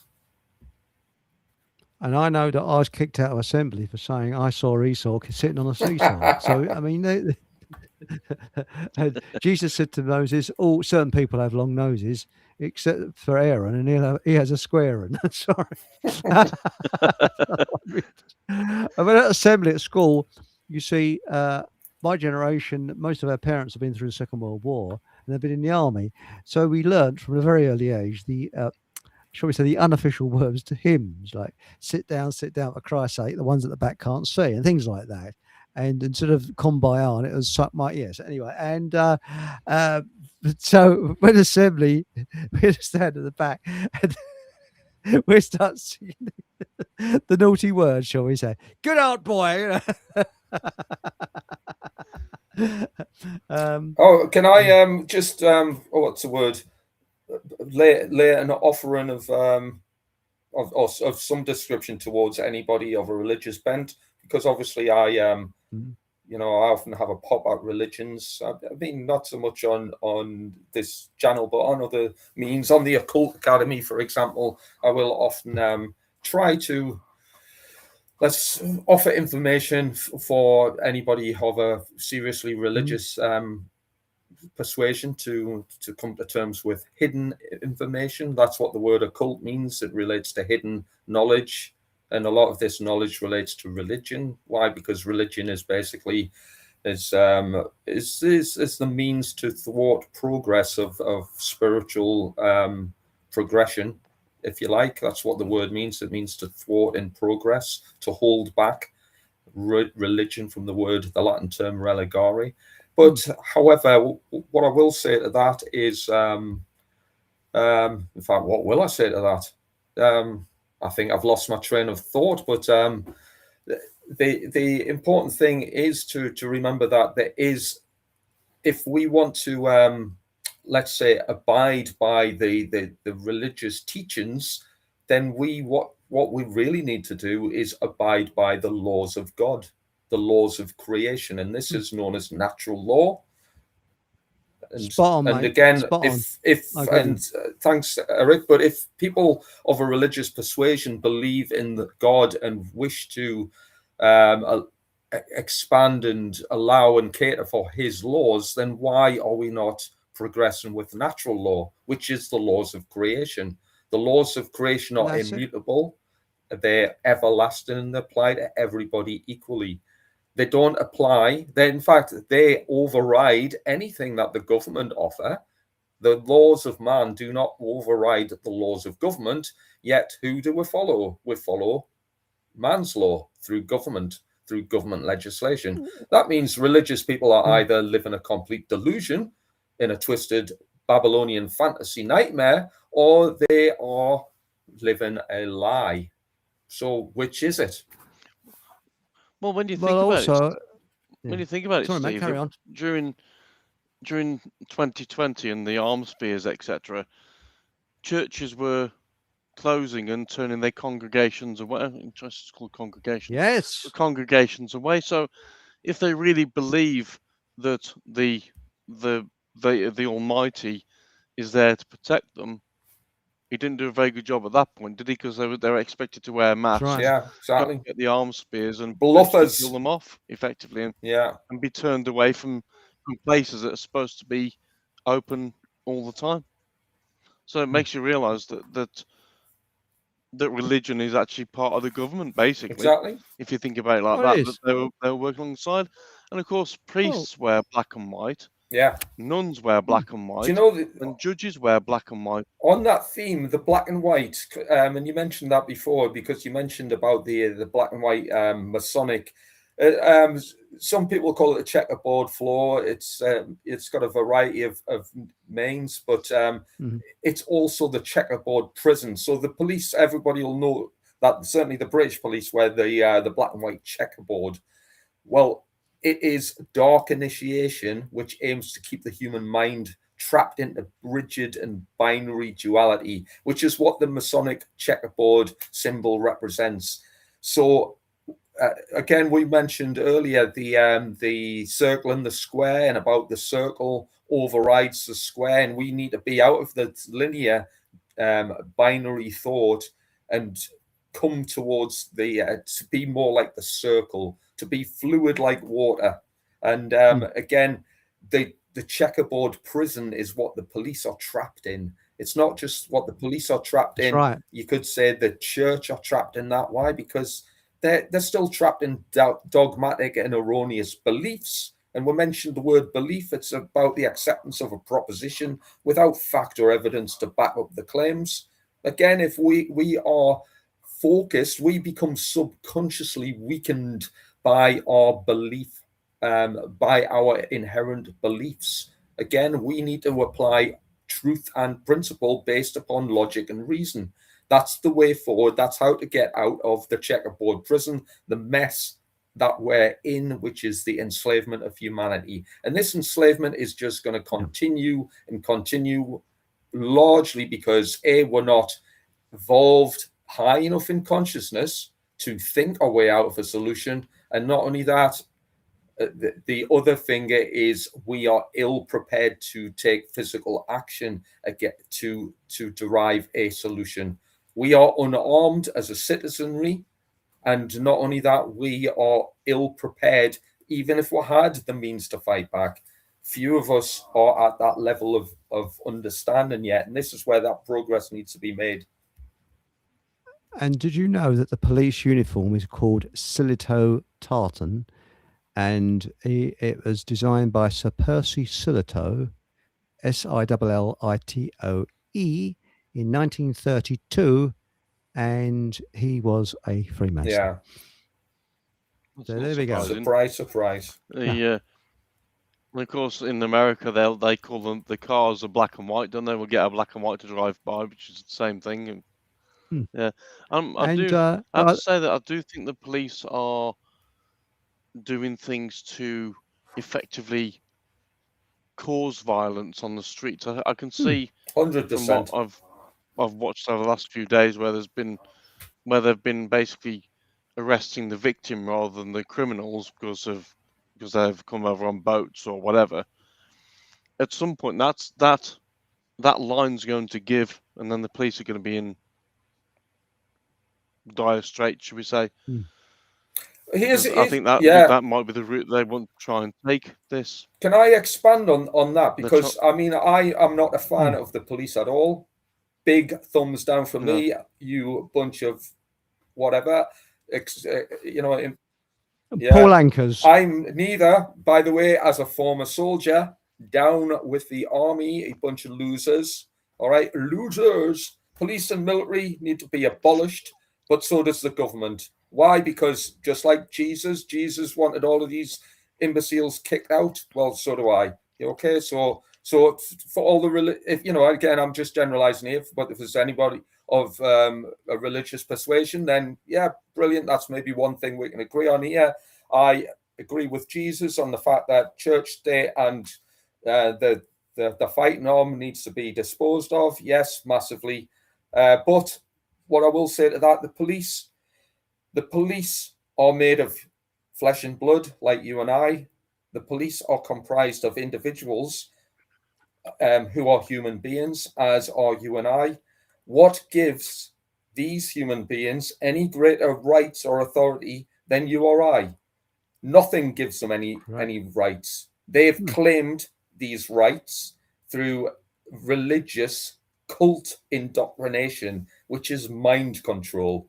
It is based upon violence and illusion. These are all suppressive forces or transgressions against God's law.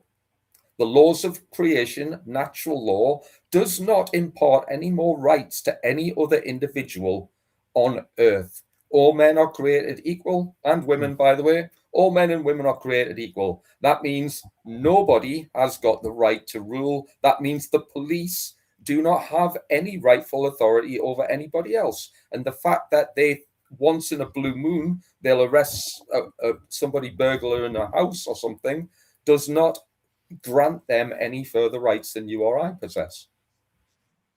But do we need the police to do that now? The two things. Barefoot Foreigner has come back and said, "I'd love to have a debate with Paul on air about his sudden hatred of Christians." Well, that didn't come across to me, but I'm not sticking up for Paul by saying that. But it didn't come across to me as that.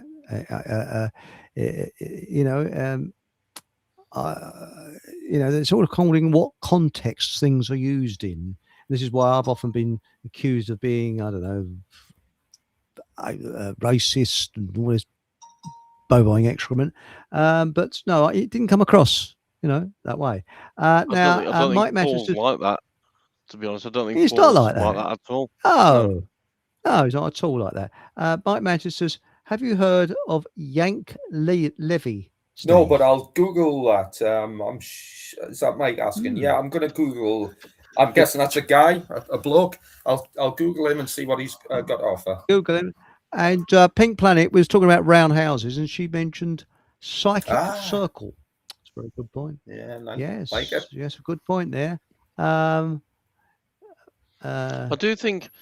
think just going back to the police subject just briefly, I don't think we need the police doing what they're doing at the moment, where they're basically collecting revenue for the government.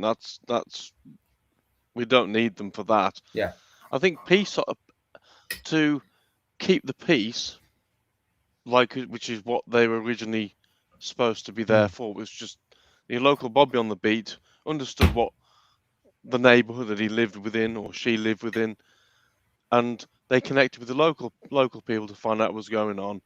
But they were just there to keep the peace and nothing else. But of course, I guess, the police have been used to do the government's dirty work, haven't they? Ultimately, and I suppose they have the right to say no. But I mean, but I suppose agree when with you- you, if Paul, you've but got that practically started from day one of the inception of the police. They're just another cult. They're an armed. We need to, like, again, if we stop euphemizing things, we'll realize that the police are just another criminalized network of thugs. That's it. They're gangsters in uniform. Sadly, the human population has been indoctrinated to believe that they're a force for good. No, this is where we can grow as a species and evolve in consciousness by actually understanding what right and wrong actually is. Because the police, when you measure it up against the constraints of natural law, are definitely nowhere near a force for good. They're a force that represents evil. And if we allow evil and advocate and fund evil, well, what do you think that's going to do to society? It's going to absolutely keep us in the gutter. Sadly, that's where we belong until we kind of wake up to reality in more. Well, I have a problem with uniforms. I really do, especially police uniforms and things like that. Because directly you put a uniform on somebody, look at the Japanese, for example. You know, World War II, you put a uniform on and bleed. Now the guy's psychotic. Meet Japanese people now, very nice and peaceful, lovely, and that. And there's, you see, this is the thing. There's this thing called the peace officers, PEACE, peace officers. Fine, but they wear uniforms. And I think they had it right in the Old West. The sheriff was there to see everybody is safe, but he wore what other people wore, and he only had a badge. When he had that badge of office on, you know, he'd round up a posse who would go after the bandits and that. I know it sounds a little bit out of Hollywood. It probably wasn't exactly like that, but that was just all he had was a badge that he put on. That he, it was like a sheriff badge. I would prefer that actually. But apparently Keir Starmer now- would like that as well. Or chase after Oh, yes. bandits, especially. The rusty sheriff's badge. Do you know, These aren't the bandits I thought they were. yeah. Well, Mark mate, it says I bought a Jehovah's Witness advent calendar. Each time I open the window, someone tells me to wear I like it. Well, it's like I asked one in, and he went silent. I said, "Why you gone silent?" He said, "Well, I never got this far before." Sammy Guerreri, sorry about the absolutely shocking pronunciation. I really don't know how to say that word, but that's a No, great do I. point. We don't need the police, we need security, and the free market is the best way to satisfy this fundamental need. Yes, I totally agree. Why do we need taxpayers' money and a government to tell us or to take ownership of one fundamental dynamic in nature, which is known as the self-defense principle? The only person responsible. I guess with that in mind, then, I suppose we could actually lose the police altogether and just police ourselves. Absolutely, because if nobody has any superior rights over any individual, then what gives the police any superior rights? Absolutely nothing. It's based upon illusion, and that illusion has overridden our ability to exercise our own judgment and our own conscience. And this conscience needs to be based in the two fundamental principles of the universal law, which is the first column. The first tower, the first principle is the self-defense principle, the masculine principle, which is the son principle, and the second principle, the female or non-aggression principle. The two towers of enlightenment, the two pillars of enlightenment are based on those principles. We are responsible for our own self-protection, and we are also responsible for our non-aggression towards others. Take no shit, do no harm. Precisely. I mean, I like those group of Hell's Angels motorcyclists. There's one bloke, you know, covered in tattoos, And type of person you'd be a bit wary if you met him coming the other way on a sort of a dark evening down an alley. And deep down, he's got a kind heart, and they're like a police force. And he said, if there's a woman thinks she's about to be raped, or a young child thinks they're going to be attacked, they phone a number, and one of his boys turns up. And he said, they're just their presence alone will save the day. And they use psychology, you imagine, because most of these rapists and people like that are weenie little bastards. One of those fellas turns up. You don't need a police officer or anything like that. You just have one of those fellas. You feel very safe with them around. And I think women would feel safe because they're gentlemen. And I've heard him. I want to get him on the show, actually. Because have you seen him? Yeah, I know who you mean. I've no objections to anybody acting in a voluntary capacity. Basically, I want to abolish the police. I'm an abolitionist. That means the police, the military, and the government don't just need to go; they have to go. This isn't just me speaking as I'm a little bit angry or pissed off because I essentially left the army with a bad taste in my mouth. Due to the fact that I woke up. Sorry, that's what happened. I woke up and realized it's an absolute disgrace what I used to stand for. The military needs to be abolished and it has to go. The police needs to be abolished and it has to go. And the government needs to be abolished and it has to go. Why? Because we as a species will never evolve out of tyranny, violence and warfare until that happens. If we want to end warfare and violence, we need to end these three things. If people don't understand that, they need to join the Occult Academy or read the book Fake Awake or follow the recommended information which is work outside of my own, which explains it in a high detail. Our ignorance on this subject is defeating us. We are living in self-inflicted suffering because of our own ignorance. We are. It's unbelievable. And I'm generalizing here, and I know there's a lot of people in this chat, for example. I don't need to apologize because a lot of people are all over this, or they're certainly on their pathway to coming to terms with this. This is why I won't have an MP on the show. People have said this, and I don't want one because, quite honestly, even if they have come round to our way of thinking, some people say, "Well, yes, have them on, no, have them on." It was in the balance, Now, Pink Planet has said, Paul English didn't trigger me, but bloody, I bet his ears are burning tonight.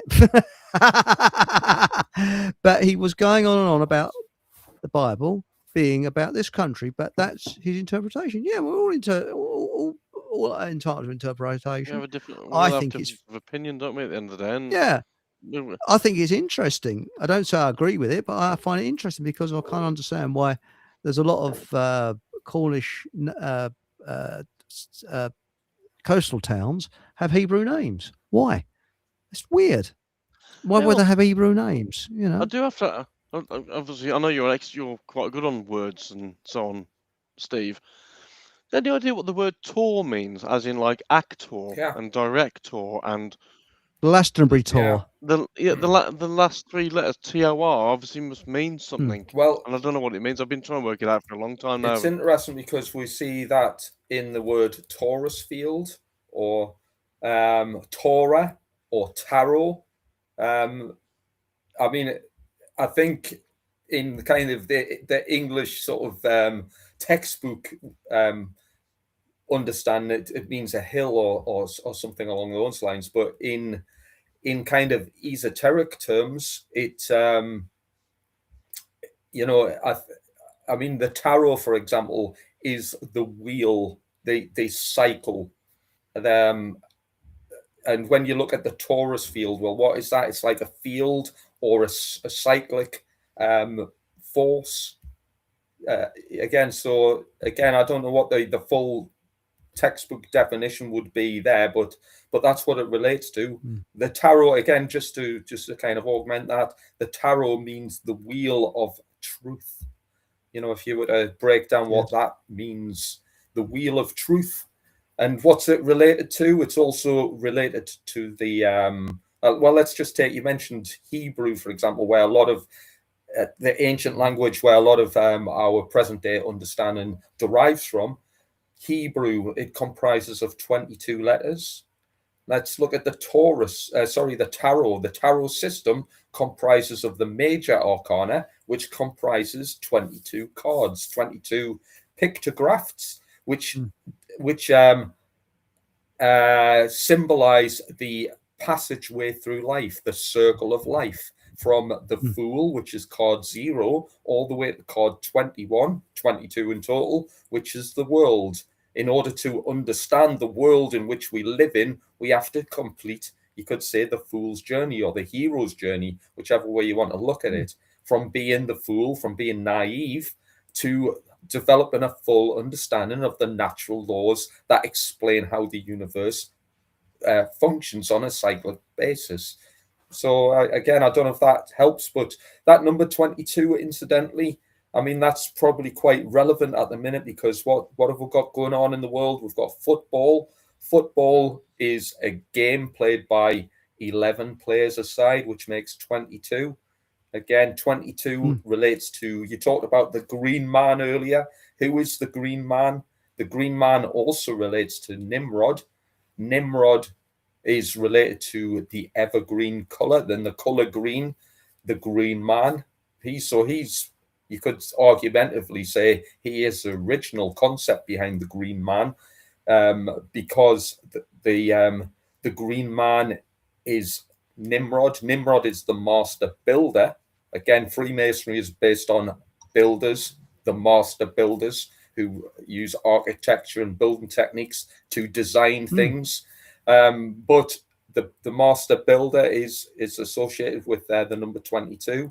The pathway through the Sephirot, which is Jewish mysticism, 22 emanations, 22 pathways on the tree of life. And again, something I mentioned actually in the Occult Academy today was about this number 22, because there's 22 fallen angels in the Bible, and the final book of the Bible, Revelation, has got 22 chapters. So all of these things have got significance. Again, numbers and words have all got significance. And the more we learn about it, the more we can picture the world. Wasn't it 33% of? Was it 33% of the fallen angels came down with the idiot with Satan? 33% were cast out. Oh, I don't know. I'm not sure, but I mean that number in itself, that's the master teacher. Number 22 is the master builder, and if we want more master, let's say we want to be able to build upon the world and make it better, well, more of us need to become 33s. We need to become master teachers to teach the occult philosophy that educates others about natural law and something called objective morality, which again, if I mention those things to a large percentage of the truth movement, for example, and again, I'm not having a sly dig here, a lot of the truth movement will not be able to explain these concepts, which means we are kind of not going to be as fully effective if we want a paradigm shift into freedom. But looking at this logically, this is what I was trying to get over to the Jehovah's Witnesses, but I think it went straight over their heads. You look at mass formation theory, and I'll keep on about this. 30% are dead from the neck upwards. Forget about them. They're dead. Don't worry about them. 40% go with the flow, and 30% are us. But we only need 5% of the 40% to come over to our side, and the government gets bleeding worried. That's only 5%. That's not much. So I look at it from that point of view. I'm optimistic. But changing the subject slightly, Sam says the symbol of the skull for the SS meant, according to David Irving, they were ready to fight to the death. And Matilda says, like kamikaze pilots. Yeah, I mean, well, let's put it this way: they don't have reunions, do they? Yeah. Kamikaze pilots. I mean, that's an interesting point, but essentially all symbols have got double meanings. The occult in general Yeah. is both good and bad. It's just like a hammer is good, it can be used for evil or good, just like a sword can, just like a gun can. All of these things, just like the Bible can be used for good or bad. Everything can be used and utilized for good or bad purposes, and the thing that connects it all is the human being that wields it. So the occult, for example, a lot of people think the occult is all about evil and witchcraft and demons and Satan or whatever. Yeah, it is. It's about all of that. It's also about the uplift of human consciousness through natural law and objective morality, and a full appreciation of how the universe works through the behavioral dynamics that make the universe function. So that means if we don't care less about the future and we just want to accept the terms on the behalf of the government who own us, who claim to own us, then do nothing, learn nothing, say nothing, don't teach others, don't learn these things that the occult offers. Be a loyal slave. Say again? That's right. Be a loyal slave, Yeah, in other words. but again, That's the really way what out of it is to being a loyal learn slave. these things. So for example, going back to guns, I know a lot of people don't like them. Fair enough. I completely understand. But what would you do if an armed aggressor was harming your children? Would you go to your gun cabinet and give them the good news, or would you completely disregard the use of the self-defense principle, keep your gun locked away, and just face the consequences? Because I know what I would do. Rat-tat-tat. Yes, and well, guns don't kill people. People do. And this is the same with knives. Knives in the hands of a skilled operator, could be a chef or anything like that, can produce beautiful objects.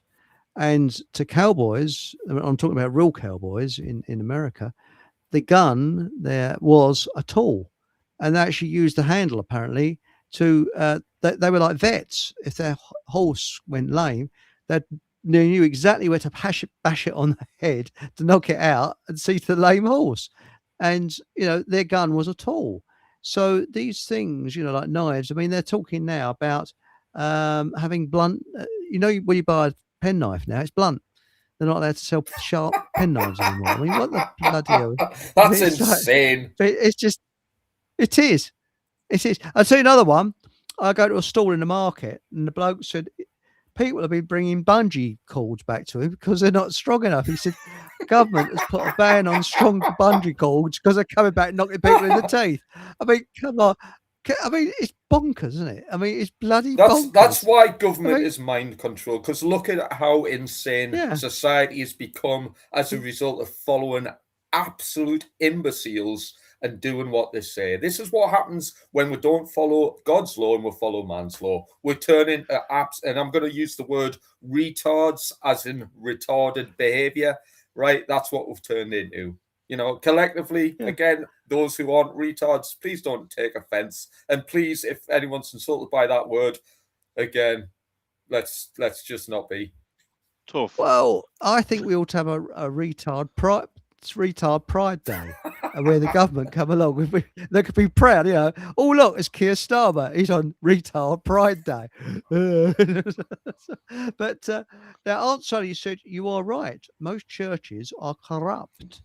The second commandment forbids making graven images of the Lord thy God. And talking about those dogs that had bombs on them, the registered scapegoat said a dog bum bomb. And he said cats lay mines. Yes, I know. I bleeding trotted a bit the other day. Oh, dear God. Like you were saying about about how things are going at the moment, where I still think we should get rid of health and safety. There's another thing that I think we need to get rid of out of this out of this world. Yeah. In that on Saturday I came back up from Northampton on the train, and we were held at Rugby for about an hour because there were some trespassers on the line further up the track. And I said to the guy, well, just run them over. And he said, we can't do that. Why not? If you ran them over, they ain't going to trespass again, are they? You know what I mean? No. That's right. or Yeah. or send the bill to the parents and say, okay, well, this is going to cost you £20,000 for the delays for all these trains that your sibling has caused. But to me, they should just put a target on the front of the train and run them over. 50 points if they get the bullseye. Is that a bit harsh? Or is somebody going to be offended by it? Well, I'm sure you're only jesting. well, well, it's like, Steve, when you're in your car, I'm the same. When I'm in a car, I'm a bit schizophrenic like this. I hate cyclists. When I'm on I'm on my bike, I hate motorists. So I'm a bit of sort of half and half. I mean, what gets me is when you see a bleeding cyclist's arse in front of you and he's hogging the whole road. You can't get past, and especially in a 20-mile-an-hour speed limit. But Mike Matter says that Totenkopf predates Nazi Germany. Yeah, it will do. Not many Yeah, people know that. it goes back to ancient times. Yeah, way before the pirates. Yes. But it's the same principles. I mean, the death's head. Well, what does it represent? Well, it's not for the uplift of human consciousness. Put it that way. By the way, I completely berate the Nazis and the dark satanic elite behind it all. Again, that probably triggers a lot of people, especially in the truth movement, who seem to think that this German painter was persecuted by a certain fraternity of individuals from a small nation. But hey, whatever. Well, the thing is, people, you see, people lead are like sheep.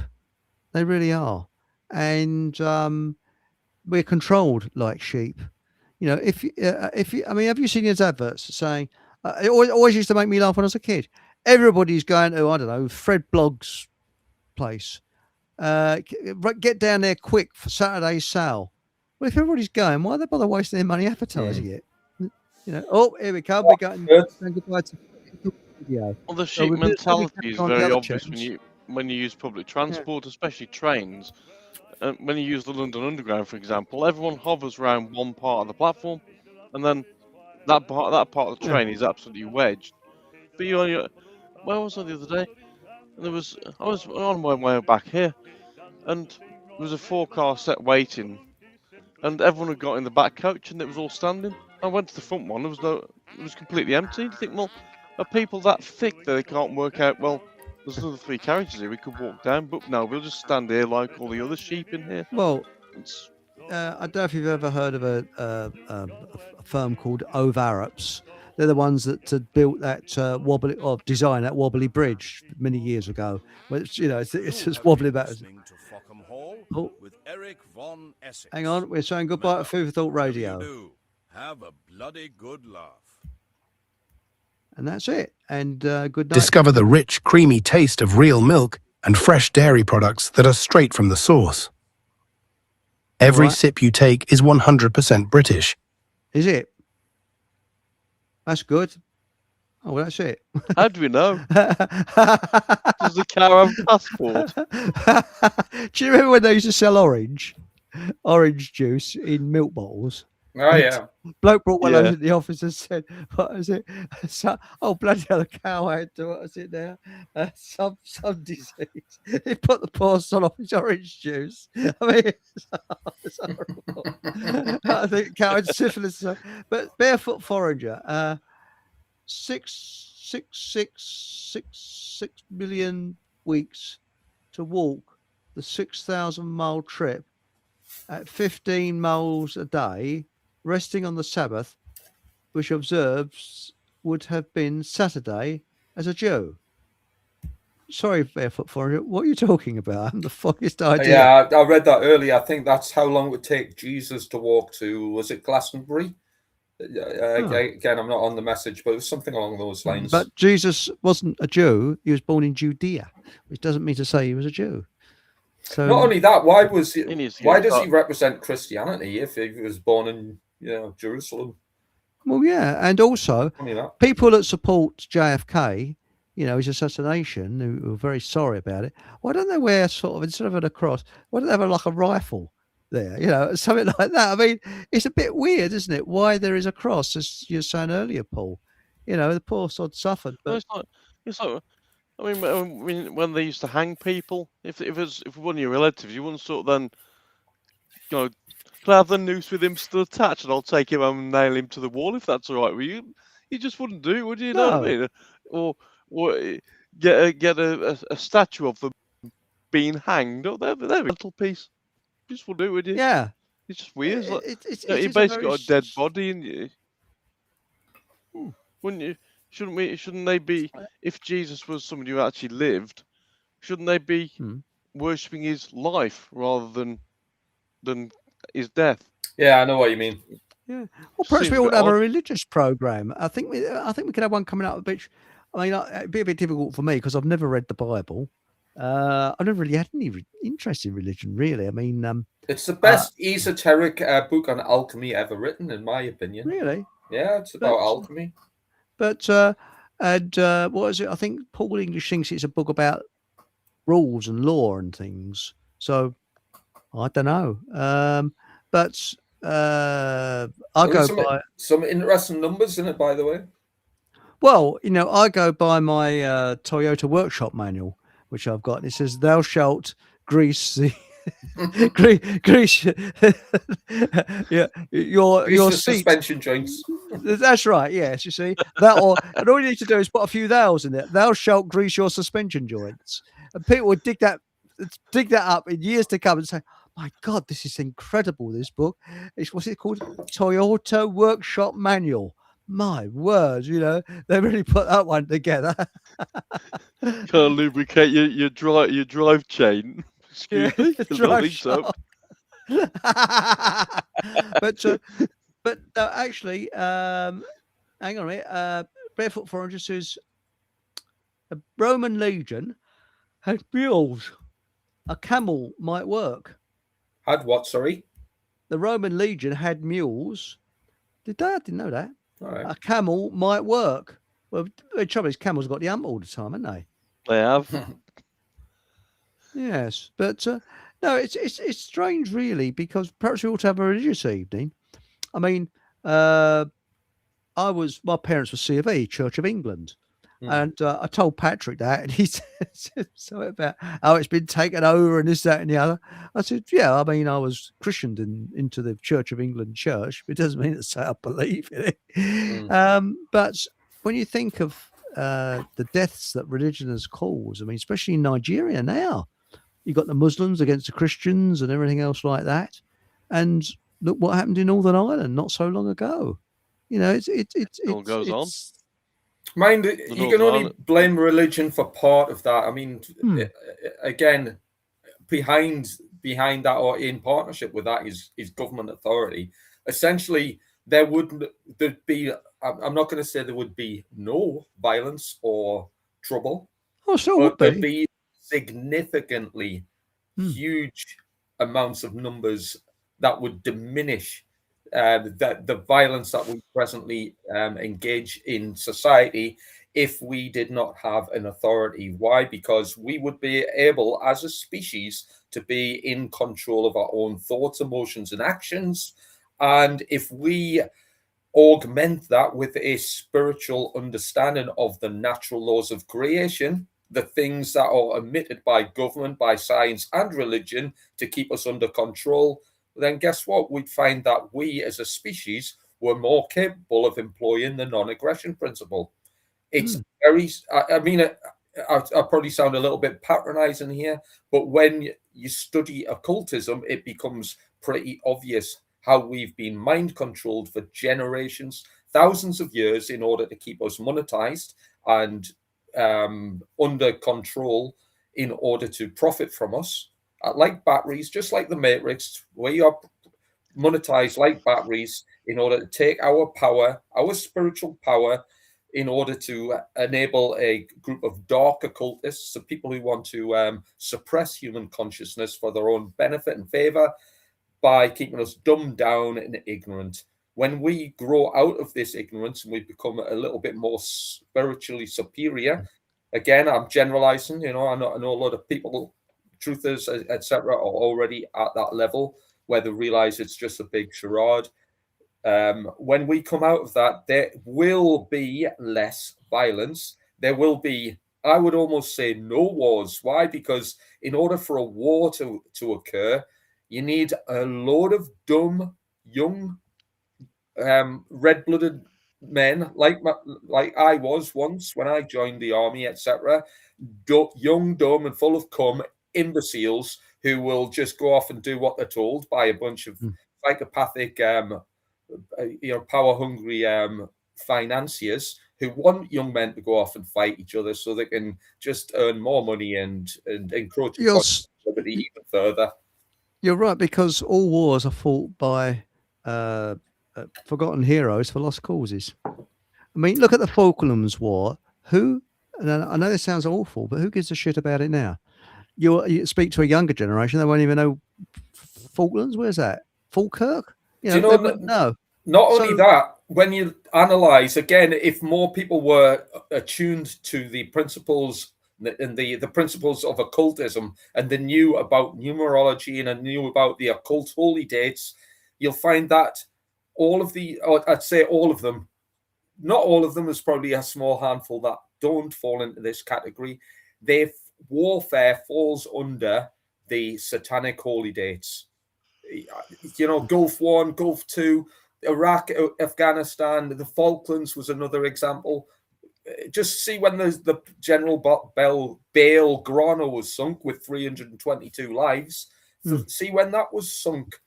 It was it was on the cusp of, I think it was the day after May the 1st, which is Beltane, the wheel of Baal. This is who they worship. They worship Baal. By the way, Baal, that's an interesting dynamic because Baal is the lord of the underworld. That's where we get the word Babylon. Babylon, by the way, the spirit, the word Ba means spirit.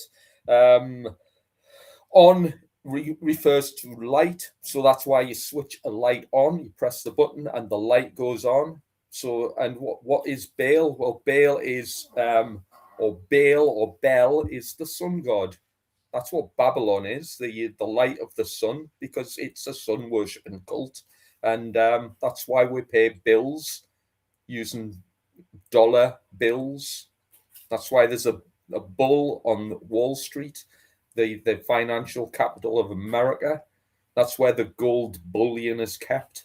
The bill, bell, bull, Baal. It's the same thing. It's a play on words. And what does it refer to? It refers to the Lord. Baal is the Lord. When you translate that, Baal is the Lord. And who is the Lord? The master of human subjugation. That's why we all pay bills, because money and Baal is intertwined.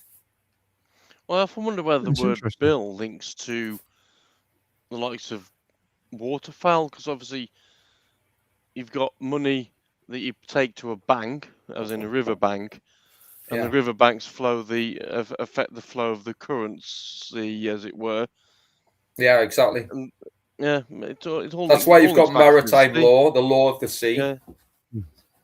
We have a birth. Yeah, exactly. It's all massively linked. But speaking of water, do you know that the International Day of Water is March the 22nd, which is also the satanic season of sacrifice, the day that lockdown occurred, the day that many wars start, by the way. The spring equinox is basically the starting point for the god of war, which is March. So they use the spring equinox to launch many of the attacks and warfare operations. They use Beltane as well. By the way, I mentioned the number 22 earlier. 22 relates to Nimrod, the master builder. The master builder, or Nimrod, is also the king or the lord of Babylon. It's also the green man. And for example, March the 22nd, or rather, March the 22nd is the satanic season of sacrifice. May the 1st is Beltane. Bel is Baal, the lord of the underworld, relates to Nimrod. Nimrod is also the master builder, which is related to the number 22, which is the master builder number. And what happened on Beltane in 1982? Operation Nimrod, which involved 22 SAS, which are modern day, what's that word again? The Silvatici?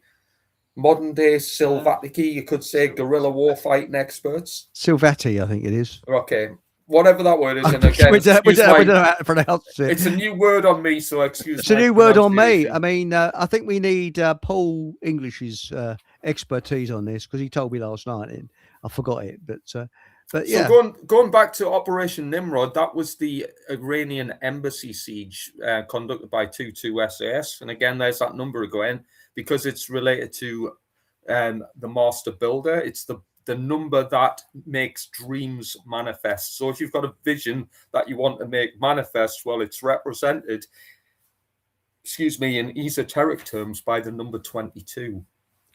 Again, it's interesting that the world's premier elite fighting force is known as number 22. It's funny, isn't it? Yeah, 22 SAS. The fallen angels, 22. The major arcana, 22 cards. The pathway on this, the Sephiro, the tree of life, 22. Not only that, what does it relate to? It relates to the protection of the temple. Where's the temples? There's the temples between the head, and how many bones in the human skull protecting the human mind? 22. Funny that, isn't it? That is. And look at the Fockham AS. Was it the quote, the words in, so with the SAS, what is it? Who dares wins.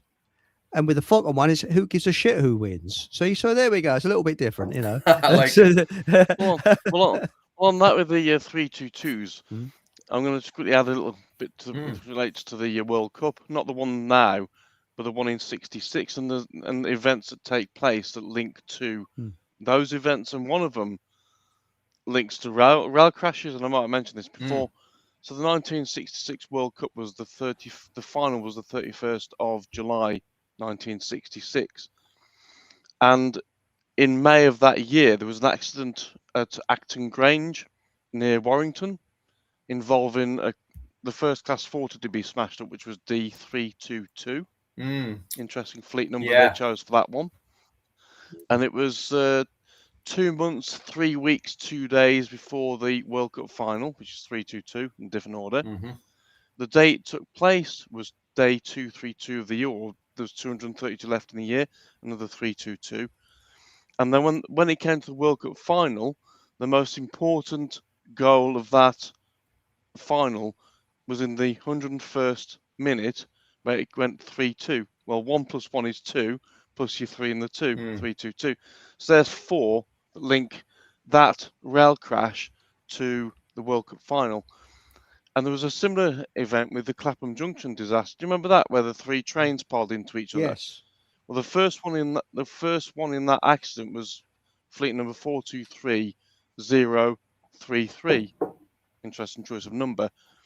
And that linked to either the European Cup final or the World Cup final of that year, 88 or 89, which was again 2 months, 3 weeks, 2 days from the accident to the final.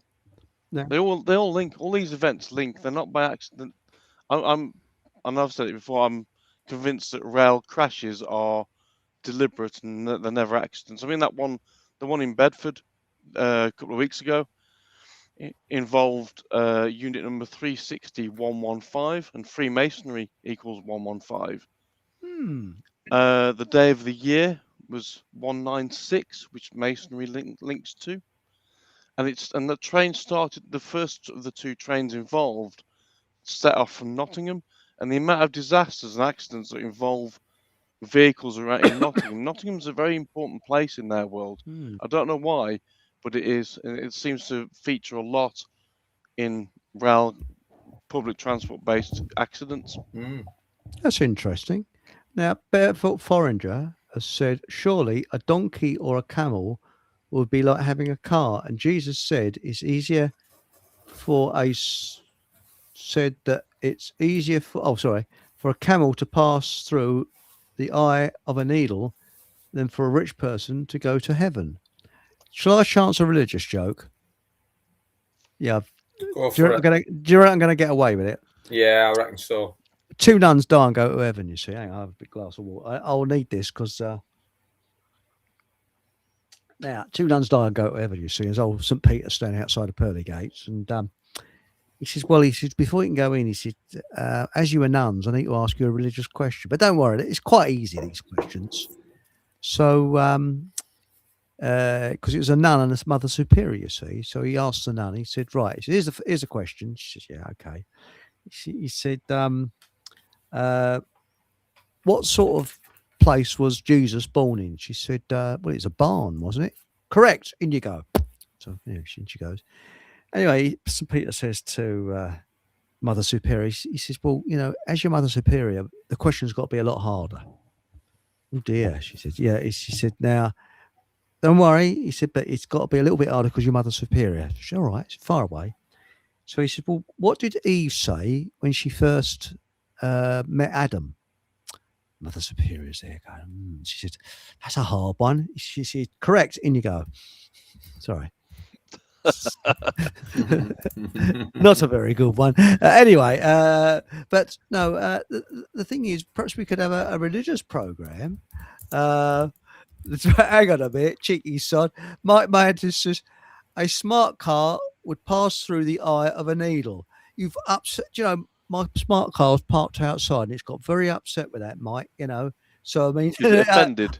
Deeply offended, I mean, it might not, when I get in it tomorrow, it might not want to start. It might not want to open the door, I mean, but I might, But perhaps we also have a religious night, and that would be interesting, wouldn't it? Trouble is, would anybody be able to get a word in edgeways?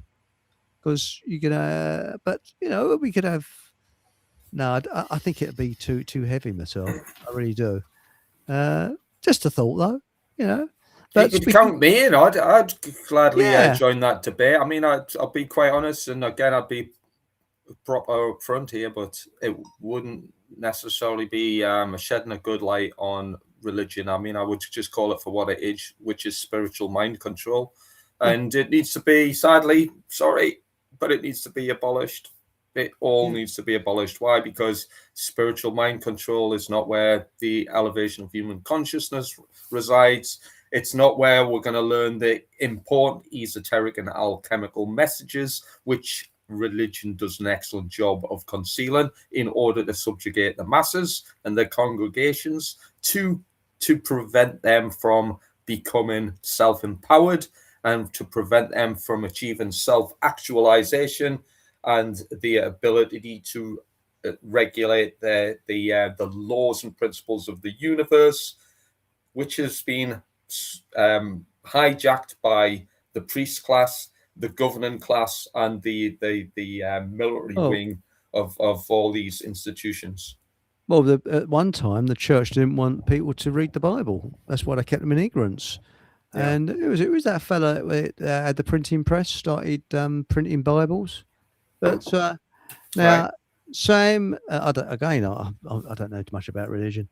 Sam said, Henry Kissinger said, military men are just dumb, stupid animals to be used as pawns in the foreign policy. He actually said that. Yeah, he certainly did. I mean, I agree with him. Not just sorry, was it Mike who said that? About Henry Kissinger. Yeah, he's completely right. I mean, I agree with Mike's point there, and I also agree with Henry Kissinger's point. He was bang on the money. They are, dumb young men who have been prevented from the uplift of human consciousness in order to become assets for the billionaire class. That's it. I mean, and I'm saying that as a former soldier, and as you know, I wish to abolish the military completely because it's all based upon delusion, mind control, and immorality. And from those positions, we will never gain an advantage in a peaceful and less violent society. Absolutely never happen. As long as we've got an army, we'll never ever see peaceful resolution to society. Mike, the issue you've got is that a lot of the recruiting through the army and so on is always done in poorer areas, should we say? A bit like you like to Ladbrokes, the gambling places are always in poor areas, so exactly. they target. So those what does that tell people. you? What does that tell you about us as a species? I.e., we don't give a crap about people from deprived areas. We don't give a crap about people who just want to make a livelihood. We don't give a crap that some of these people are going to be sent to the deaths and to kill other people. Why? In order to profit a ruling class. That's it. Well, we care more about the ruling class than we do about our own young men.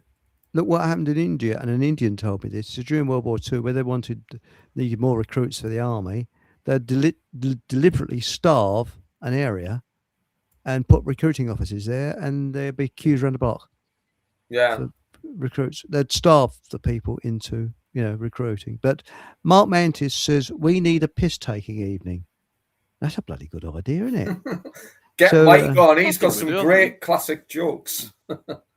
Yeah, he has. And by the way, that press, thanks, mate. It was the Gutenberg. That's right. Yeah. All right. Now, Alice Gordon says all religions are for control. I agree with you there. It's man-made. 100%. Well done, Alice. My God is love, nature, life, and goodness. I agree 100%. You don't need all that. And it's always a case of my religion's better than your religion. All the time. My religion's better than your religion. We are superior and all this, that, and the other. And can I just quickly cut in there while I remember? All religions are based upon deceit, coercion, and manipulation of the human race. Certainly on a spiritual level, the word itself will never change. So no matter what religion you belong to, or one may belong to, the word religion will always mean to hold back from progress. So that no matter which faith it is, if it's religious faith, it's to hold back your progress, your spiritual progress. So again, that's never going to change. So no religions are better than any other. They're all,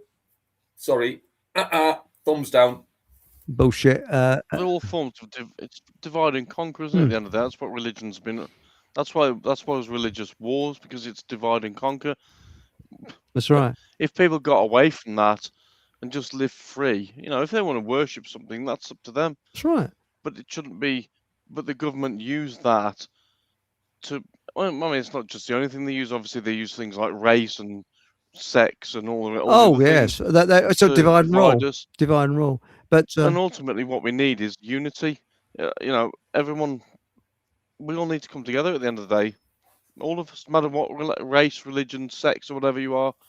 We all need to come together. Can I raise a point on that? Because I know that was mentioned in the chat earlier about unity, and I think I don't remember who it was who mentioned it, but it was something along the lines of what can we unite with. So if I may, I'll answer that, because there's one fundamental. It's the thing that the governing dynamics of creation is something called natural law. Again, this is something that Nathan and I bang on about quite a lot on the Occult Academy, because what we advocate for is freedom under natural law. So in order to attain freedom, which is a result of peaceful coexistence among individuals in society, there is a caveat to that. There is a requirement for that, and that is the application of objective morality. And in order to apply objective morality, we need to understand it.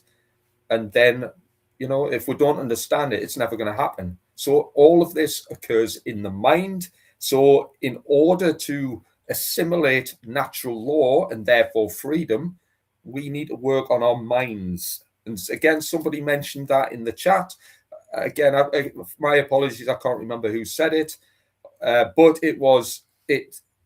things initiate in the mind. It's all about working upon one's mind. Yes, because the universe, and when I say the universe, the Y or U universe revolves around the inner dynamics of how we are. So if our thoughts are restrained and constrained by, let's just say, the constrictors of human consciousness, which is government, church, and military, All of these things oppress human consciousness. So therefore, our thoughts are manipulated, coerced, deceived, and otherwise interfered with. Then we cannot fully function. Therefore, these controlling groups take ownership of how the outer world functions.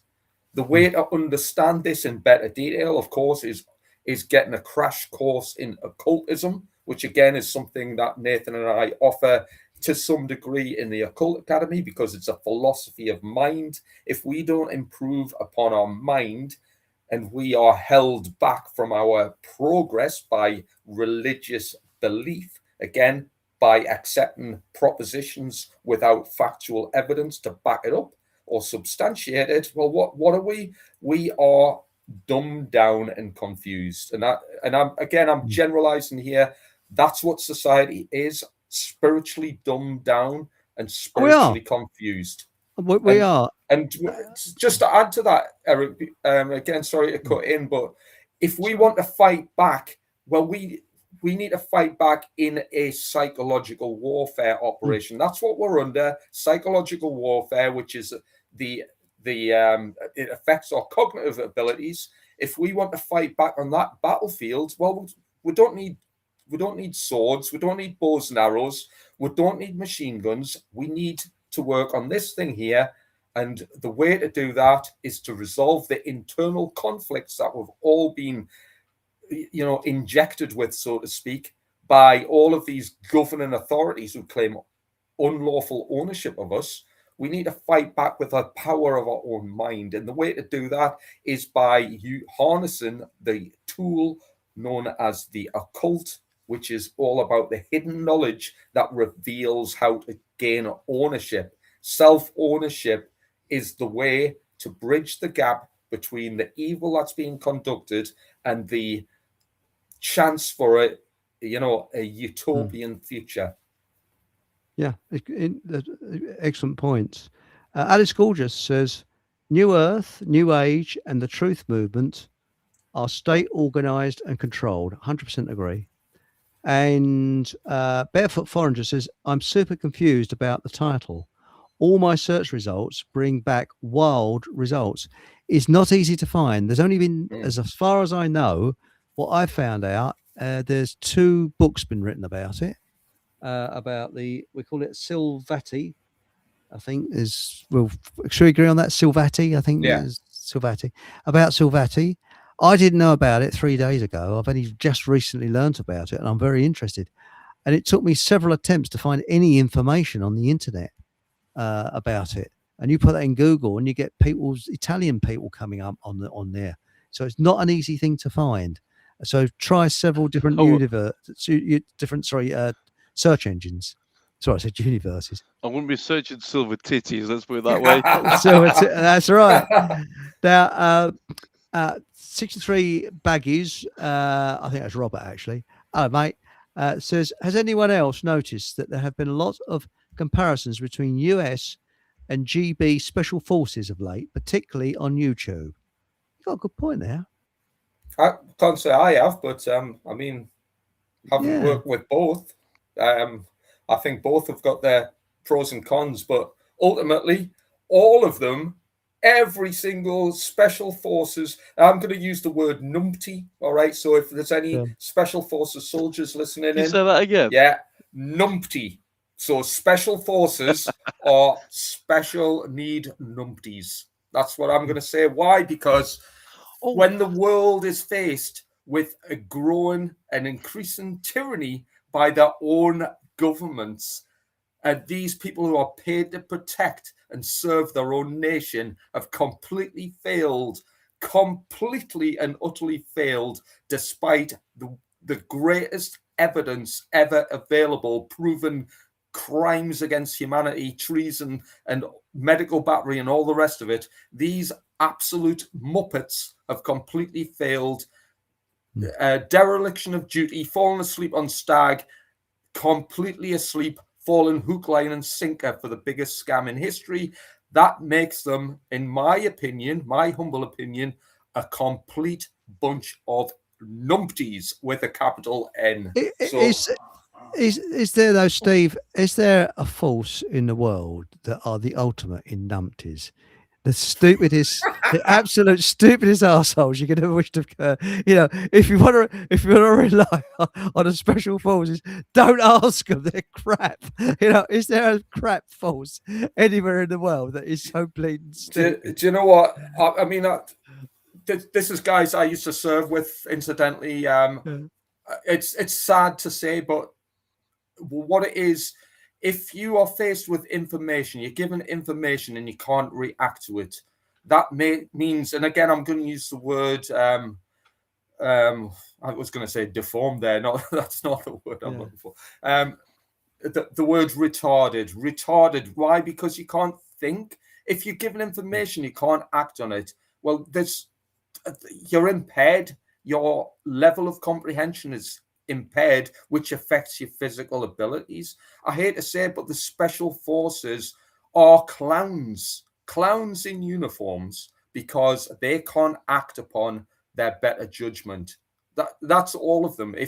Then again, these are kind of people who are idolized and worshipped to a lot, some degrees by people who are deluded. I'm sorry, the people who think these guys are awesome and brilliant, well, they might be good at, doing the military role, but when it comes to actually having any comprehension of what's going on in the world and why, well, these people are absolute numpties. They're muppets. And that's what we need to, again, when I said we need to stop euphemizing things, the police are absolute muppets and morons. The government are absolute muppets and morons. And sadly, the forces of every country, muppets and morons. And could you be the reincarnation of Smedley Butler? I was going to say that I think the police probably get the prize for that, don't they? The biggest bunch of muppets. Muppets. None of them have got a clue. None of them have a clue. But, there's very few good coppers out there. Nathan, Paul, you have got a fan. Yes, Anorak Paul, your knowledge of this is from Nathan Lucius. Your knowledge of numerology is genuinely impressive. Thank you. There we go. And Robert says, there we are, put this up here. Good evening to the winged jabber and Transport 4.0 and all in chat. Hello, mate. Hope things are going well, mate. And, work's not too difficult at the moment. Aunt Sally says, you can just follow Jesus as I do. You do not have to pledge allegiance to any church. Yes, that's interesting. And Aunt Sally, if you come to Miles's place, I'll show you my new electric bike. Well, no, it's my new converted electric bike. I bought a front wheel. It runs on drill batteries. Well, somebody stole my polish the other day, and really? Yeah, but I will find them. That is my pledge. I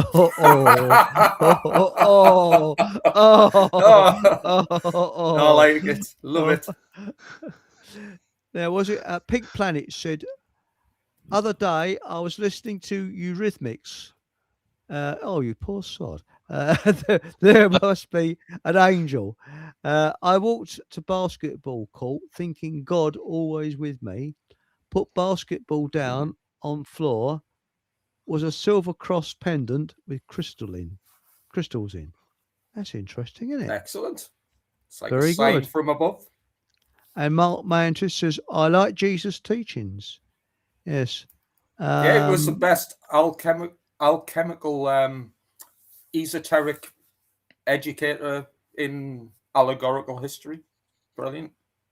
Well, he was a carpenter as well, wasn't he? And he good. Speaking of wood, by the way, and speaking of Jesus, hats off to our very own Nathan Lucius, who I believe is in the chat now, and he walked quite a considerable distance. I think it was over 15 miles with a cross on his back the other day, and it wasn't just a inflatable cross. It was a heavy one. It was a big one made of wood. So hey, hats off, respect. That's right. Yes, and a very, very hot day as well. not something you take on very lightly. So, and I hope he's doing well at the moment. Actually, he's left me a message in my Telegram channel. I haven't I haven't listened to it yet, so I listened to it after the show. And Robert says they need us confused, frightened, ignorant, and lazy in order to exercise total control. Spot Yeah. on, mate. Absolutely That spot and on. that again. Divide and rule as well. Do you know what? When I'm making points and I'm critical of lots of things, I'm even critical of truthers, as many people probably know. Yeah, I am. Again, why? Because I respect people and I want people to do better for themselves and realize that we've been interfered with on all levels of human consciousness. And the only way we're going to do that is by being honest with ourselves. And by the way, that is the first rule of occult initiation. The word occult means hidden and it refers to knowledge. And when we take on board hidden knowledge, it's almost like getting hit in the face with a wet fish. It might startle us at first and we might be a bit pissed off with it, but eventually we're like, oh yeah, we've done that for a reason. Why? Because we don't want other people to be interfered with on intellectual, emotionals, and physical levels, which is what church, the state, the government, and the police and legislation are all about. It's interfering with our God-given rights, our natural born rights. And this is what I make no apologies. I bang on about natural law all the time. Why? Because it's the pathway to obtaining freedom. So anyone who values what the Bible is all about, what religion is all about, what God is all about, what spirituality is all about, you also have to value the laws of creation, which is natural law. And if we don't understand it and we don't value it, we've got no chance of implementing it. And if we do, when we do, that is our golden opportunity to take back what is rightfully ours, which is living in a relatively peaceful state with our fellow man and woman. And if we want that, well, that's the way to do it. That's the unity we need. Well, Robert's answered Mike Manson says pretty much all special forces are modelled on the SAS, SBS operational model. The problem with the Yanks is that they have to broadcast everything. Yeah. Do you know? On that again, I would appeal to if there's a slim chance of any soldiers watching. By the way, the word soldier, soul die, soul dead. It means you've sold your soul to the billionaires who own you, in order to make them rich and all the rest of it, rich and powerful, by going around on murder rampages with other young daft individuals who have been brainwashed and confused. But if there is any soldiers watching, well, you've got. I would say the people watching this chat, the spiritual warriors, are heads and tails above anybody in the special needs numpty organizations who all think they're cool because they've got airsoft gear on and they cut around with guns thinking they're awesome and tactical. The spiritual warriors on this channel are to me hold more swagger than these people do. Why? Because they're actually doing the work of helping their fellow man, woman, and children to achieve betterment, to achieve peaceful resolution. Well, that's interesting. And Hachi said, anyone remember Stand in the Park? God help us. And I didn't have a problem. That's where a lot of my progress started, was standing in the park and talking to people about. I think it depends where you are, though, mate. Going on. I think I was in Telford was pretty good for. Obviously, it's not. Yeah, I think going now, but it was good. It was a good way of actually meeting up with people and talking about stuff that we talk about on here, I guess, and knowing that Alice you weren't Gould, on your own. right. So it's well, quite good. I went along because I felt very isolated. So I didn't mean to talk over you, but and Alice Gould just says, stand in the park, all the dissidents in one place, laugh out loud. And Robert said, I stopped attending as they started talking about Trump as a real entity and not a cartoon. And probably still do. Yes. Yeah. I mean, let's face it. Was it Tucker Carlson They're going on about him becoming the next president. Oh, come on. Yeah, his father was in the CIA. It's all a pantomime. It really is. One big panto. And what is it what was that comedian said? Was it? It's a freak show and we got a front row seat. Good point. Yeah. But Who mind was his having name? said that, we need to take on personal responsibility for educating even fellow truthers, the people who are confused and they think Trump's going to save the planet, absolutely confused. It's our job, and we need to take personal responsibility to guide people out of this lunacy. We really do. That's how we change the world. Oh yeah, it is lunacy. Is that what? Do you think that's why we're those of us who are awake, we're dotted around like different parts? Because at some point the normies out there are probably worshipping the World Cup demons. At some point the penny's going to drop with many of them, and they're going to need to come to the likes of us who are already awake to, I guess, what am I trying to say? To basically get them back on track, and not, because I suspect a lot of these people, when they find out the truth about their celebrity friends and the footballers, and they're going to find that quite hard to deal with. And I do wonder whether we're strategically positioned in different parts of the country and the world for that very purpose, so that when the masses do realise, they've got people to come and talk to and basically put them in the think you've right got direction. a good point there. I mean, my take on that is, and again, not picking up on anything in particular what you said there, but I mean, my strategy, if you like, and bear in mind, if we're talking about this ancient group of warriors who were taking on the force of the Normans, the Norman invasion, these were guerrilla warfighting, bunch of guerrilla warfighting experts, if you like, which if we want to understand guerrilla warfighting, in a sense, what we've got to realize is it relies upon mobility, surprise, and flexibility, where a smaller group of irregular forces harass and weaken, you could say, a larger or more conventional army or force over time.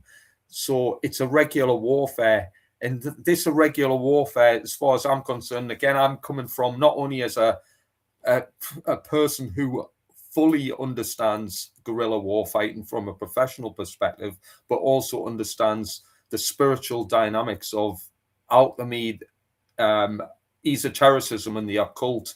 And this is the big, this is the bit that we need to work on, the occult dynamics, because this would indicate to us that the way to engage on this modern battlefield, which is psychological warfare driven, is to have our own individual psychology in place in order to become master teachers. Just like Jesus, who died at age 33, and the highest degree, if you like, in Freemasonry is 33, because there's 33 bones in the human spine. Again, this number's massively significant when we understand this numerology, as you do, Paul. Then we'll be in a better stance to combat the dark occult forces that are affecting us on a psychological battlefield. But to answer your point, when we fix ourselves, our own internal conflicts, and become better educated in the occult, we can then become master teachers by teaching other people. Now, that teaching progress really, in my opinion, needs to start with the people who are already awake, because the normies, the people who are spiritually asleep, are never going to get numerology. They're never going to get gematria. They're never going to get etymology and anything to do with the occult. They just think it's superstitious bunk. They don't realize the philosophy behind it. However, the truth movement are critical thinkers. Now, some are. Yeah, some of them are. But it's our job to teach these people, and these people can then teach others and influence others. You know, that's where this sort of guerrilla warfare needs to take place amongst the truth movement. Now, And that's the biggest challenge I find at the moment, is that when I do my decodes, I do post them on Facebook, on my Facebook, just on my page. And there's certain people who still, after 5 years of me posting, I don't decode often now, but because most people get, if you understand it, you understand. If you don't, then you don't.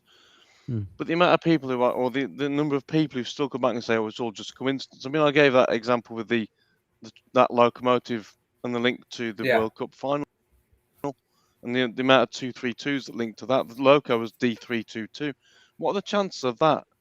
And they'll just say, "Well, it's just coincidence." Yeah. But it isn't a coincidence, some because things. they're deliberately That's right. picked. They could have picked. There was one of 200 locos they could have picked that could have been in that accident, but they picked the one that links to Skull and Bones.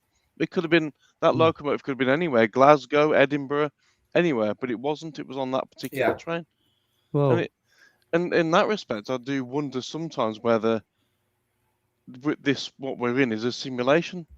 When you think about things like that, look, what are the I mean, look at Ferdinand's number plate. that locomotive.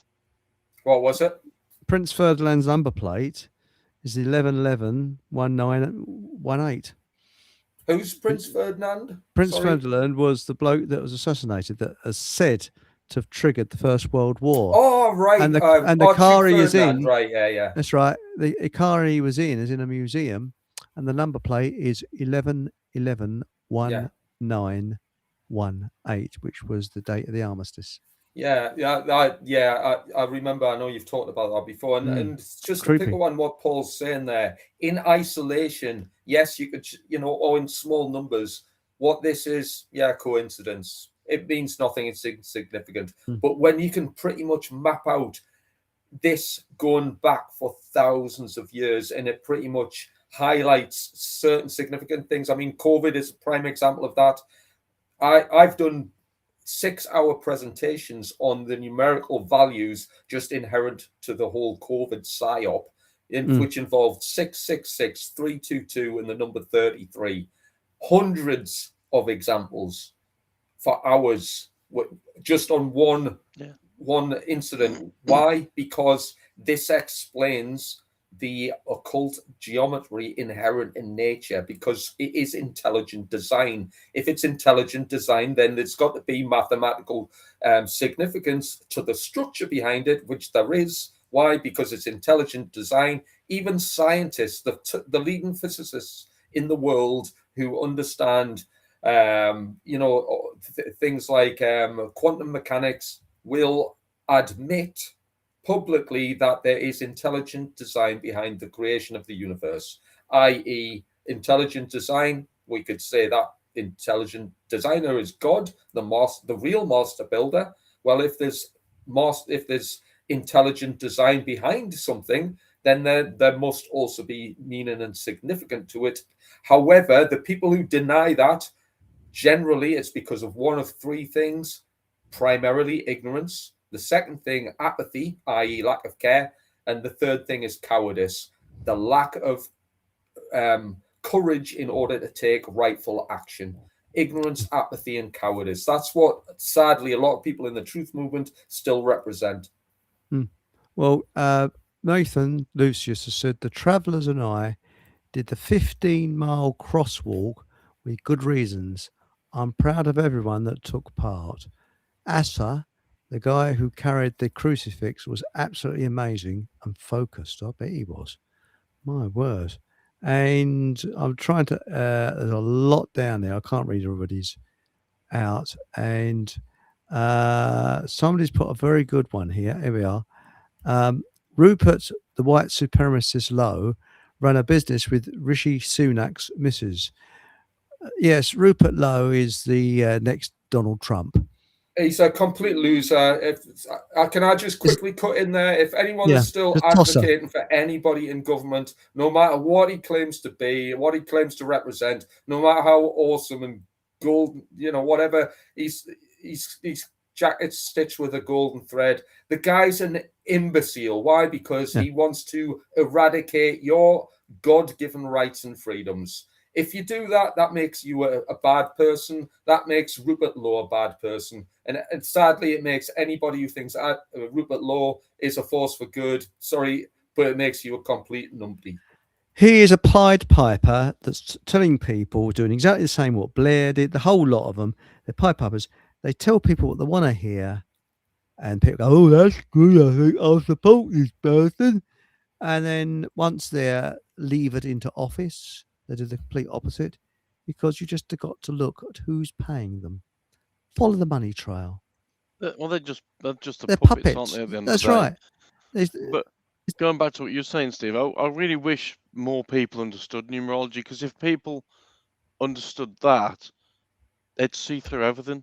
They'd see through everything that goes on in Yeah. our world as it stands right now. They'd see it all as a lie, and they'd understand, like people who are still tuning into the news and believing every word they tell you. Yeah. Once you understand numerology and gematria, it makes sense. You'll see and the pattern in the matrix, mate. And I know you're excellent with numerology and gematria. I mean, it is an aspect of occult science, and this is it. It's a spiritual science that the human population largely rejects or ignores. Well, that's why you're getting enslaved, because you're ignorant to the way the universe functions, and you don't appreciate the values that make it happen. That's right. So I'm just trying to find out some good stuff here, because I don't. Can I just add to what Paul said? Paul, if you don't mind, you've observed to the point where you can educate other people a pattern in nature, and it's a repeatable, observable, and provable pattern. The people who are rejected do so because they're ignorant of this, and not only that, intelligence is defined as the ability to spot patterns. Well, what's numerology? What's gematria? It's a pattern. Well, if you ignore it, well, that makes you ignorant, and it also makes you unintelligent, because you lack the intelligence to observe a pattern occurring in nature.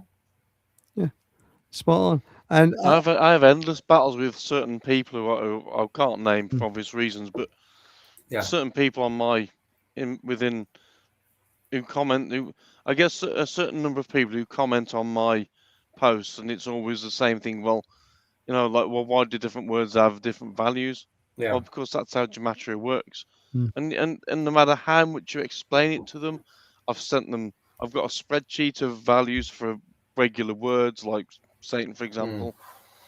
And I've sent this individual all this information, and I still get the same questions. And you think, well, have you bothered looking at anything I've sent you? I've sent you the link to the gematria website, which I use, and they still haven't got a clue. They're still, maybe they just can't see. Maybe they don't have the ability to actually see. It's a bit like those Jehovah's Witnesses. And yet a lot of people say it's coincidence, but there is no coincidence when, especially, I know I keep harping on about the railways. The chance of an individual locomotive with a specific number being in an accident has got to be very, very, very remote. Yeah, you got. But they happen, and I'll give you an example. You'll know this, Steve. That skull and bones equals 41. The amount of celebrities who die at 41 is pretty obvious. Yeah. So I'll give you an example. I can give 3 examples actually. There was a massive rail accident at Eccles in Manchester back in about 86, something like that, I think it was, where the locomotive that ran into the back, a passenger train ran into the back of a freight train, an oil train, and loads of people were killed. And the locomotive involved was 45147, but its previous number was D41. So, get an example of skull and bones. There was a derailment outside Paddington in 86, again, similar sort of time, of a sleeper train which was hauled by 50041. Recently, we had an accident between Welshpool and Shrewsbury where 2 Class 158s collided, and one of the units of those was 158841. There's 3. What the chance? They could have had any of those. I mean, that Class 50 that derailed could be one of 50, but it happened to be the one that links to skull and bones.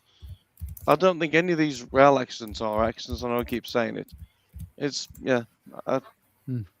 I do find it fascinating though. It's very Yeah. interesting. It is fascinating. I mean, Robert's quite a good one. This was both Rupert Lowe and Donald Trump remind me of the Martin Sheep character in the movie Dead Zone.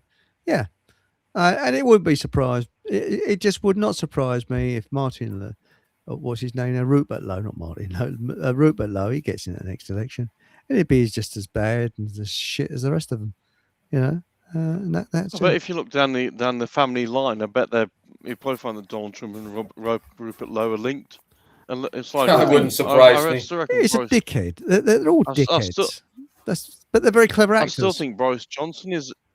I still think Boris Johnson is some link to Donald Trump's family as well. Yeah, both And American, also, aren't they? Dare I say, David Attenborough Oh, him. looks a very similar image to Boris Johnson. You got a good point. And I mean, Attenborough always sounds as if he's constipated. I haven't been to the toilet today, and as we see, I mean, there's something about that man I just can't stand. He always looks. I don't know what it is. You see people like Bush Tucker, man. They blend in. They look the part. Who was that bloke who got killed? I can't think of his name. He looked the part. You see Attenborough, he looks like an office worker that's been in Arsenal a long time. Last monument. He must be ancient now. He's was over ancient 100. when I was a kid. Yeah, he's over 100. Oh, now. is he? Oh, right. But you Is see, he with the It's like yeah. Sorry, he's going to say. it's like when and here in the jungles of Peru, we see two gorillas mating. But the gorillas must think, will you just piss off and leave us alone? We're Precisely. trying to do this on our own. We don't need a flaming audience, thanks. Well, and they said he was the first one to sit with gorillas. No, he wasn't. Johnny Morris was. He sat with a gorilla, and now a mother and child, you've got to be bloody careful with. And he sat next to it, and a gorilla handed the child over to Johnny Morris. That took guts, I can tell you. It took real guts. But and I wonder whether those gorillas that Attenborough was with were tranquilized. Just makes me wonder. You're sitting down, But I something about Attenborough, his establishment. I just can't stand the man, Anyway, Freemason, isn't is he? Oh, that doesn't surprise me. Is he? he? Yeah, he's one of these. He's one of these that promotes, the Antarctic. It's just penguins. Yeah. No, it ain't just penguins. No, they don't need all that military just to protect penguins. There's penguins in our Sainsbury's and they don't get protected. They can't be bloody chocolate in more Sainsbury's. They do now. There's a RoboCop in every supermarket nowadays. Oh, Christ, yes. Hang on. Haji has summed it up. And on this note, I think we have to hit the hay, as Paul English would say. David Bellamy was the real deal. Attenborough is a presenter. Correct. Spot on. Yeah. And David Bellamy was bumped off. Oh, I'm positive. You're right. he's Telling the bumped off. truth. Yeah. Can I just mention there's some great comments in the chat. I wish everything was read out. There's some really very interesting stuff. I'll try and do my best, mate. If you see one, just say, what's this? Mike Mantis has come up with. Project Paperclip didn't just include Nazi scientists, also Japanese from 731. I didn't know that. I didn't know that. That's worth looking into. Unit 731, see what that was all about, and then tell me that we need government, police, and military when you see what went on in that particular nation. That 731 did human experiments that made Mengele look like a beginner. Horrendous. Yeah. Most people probably don't even know anything about that. No. Project Paper. I actually do believe that the whole world is in on it with making these wars. I really am positive now. Not necessarily years ago, but now. Because when the old lockdown came, the whole world was in on that, weren't they? Even effectively we are because the way that reality transpires is formulated upon the aggregate behavior of each and every one of us. So every one of us is responsible for the way the world is, and we need to take ownership of that. And if we change ourselves, and again, I'm kind of speaking as the truth movement here because this is largely who we kind of present to. If the truth movement realizes that we all take a part in the aggregate outcomes of human behavior, which is how the world actually works. That's how the universe is manifested. The conditions are created by us, the people. So, for example, when I was in the army, as an example, well, I was behind the billionaire banking cartel and being a bully boy for their endeavors. I could have changed that had I not been a brain dead imbecile. But eventually I woke up and changed my mindset. This is what needs to happen to everybody. The more of us who change our understanding and appreciation and understand the values of morality in the world and then change for the better, then the universe changes as we change internally. So, yeah, I agree with you 100% there. Anyway, now Alice, Daisy, 44, Sister Alice Gorgeous, busy helping people chillax in life. Steve is an absolute asset to the team. That's nice, isn't it? Thank you. That's nice. And Alice Gorgeous says, now, for those of you outside the United Kingdom, this means excellent. This chat is the dog's, yes, a goodies. And that means it's good, you know. Excellent. So, thank you. Anyway, I don't know about you, but I think I need to go to Biddy Boys now because some silly sods woke me up with fireworks at 4:30 this morning, and I was not a happy bunny. You know. Well, sleep well tonight, mate. I think I will. Thank you, everybody in chat. Steve, fastest couple of hours ever. Fastest 3 hours. I've really enjoyed tonight. I love the comments, by the way, and I'd love to say thank you to everybody who's kind of what's the word, contributed and kept the chat going. I think that you might, you and Paul might be able to put the comments up and read them out on the next show. I think there must be a way of you doing it. I think I'll make you, administrators, so you can actually do that. That's if I can. I can see some of the chat, obviously on the whatever this is called, the homepage. So I'm sorry. I've got to read this one out. Mike Mantis has come out with a cracker. He said, I had some Korean meatballs. They were the dog's bollocks.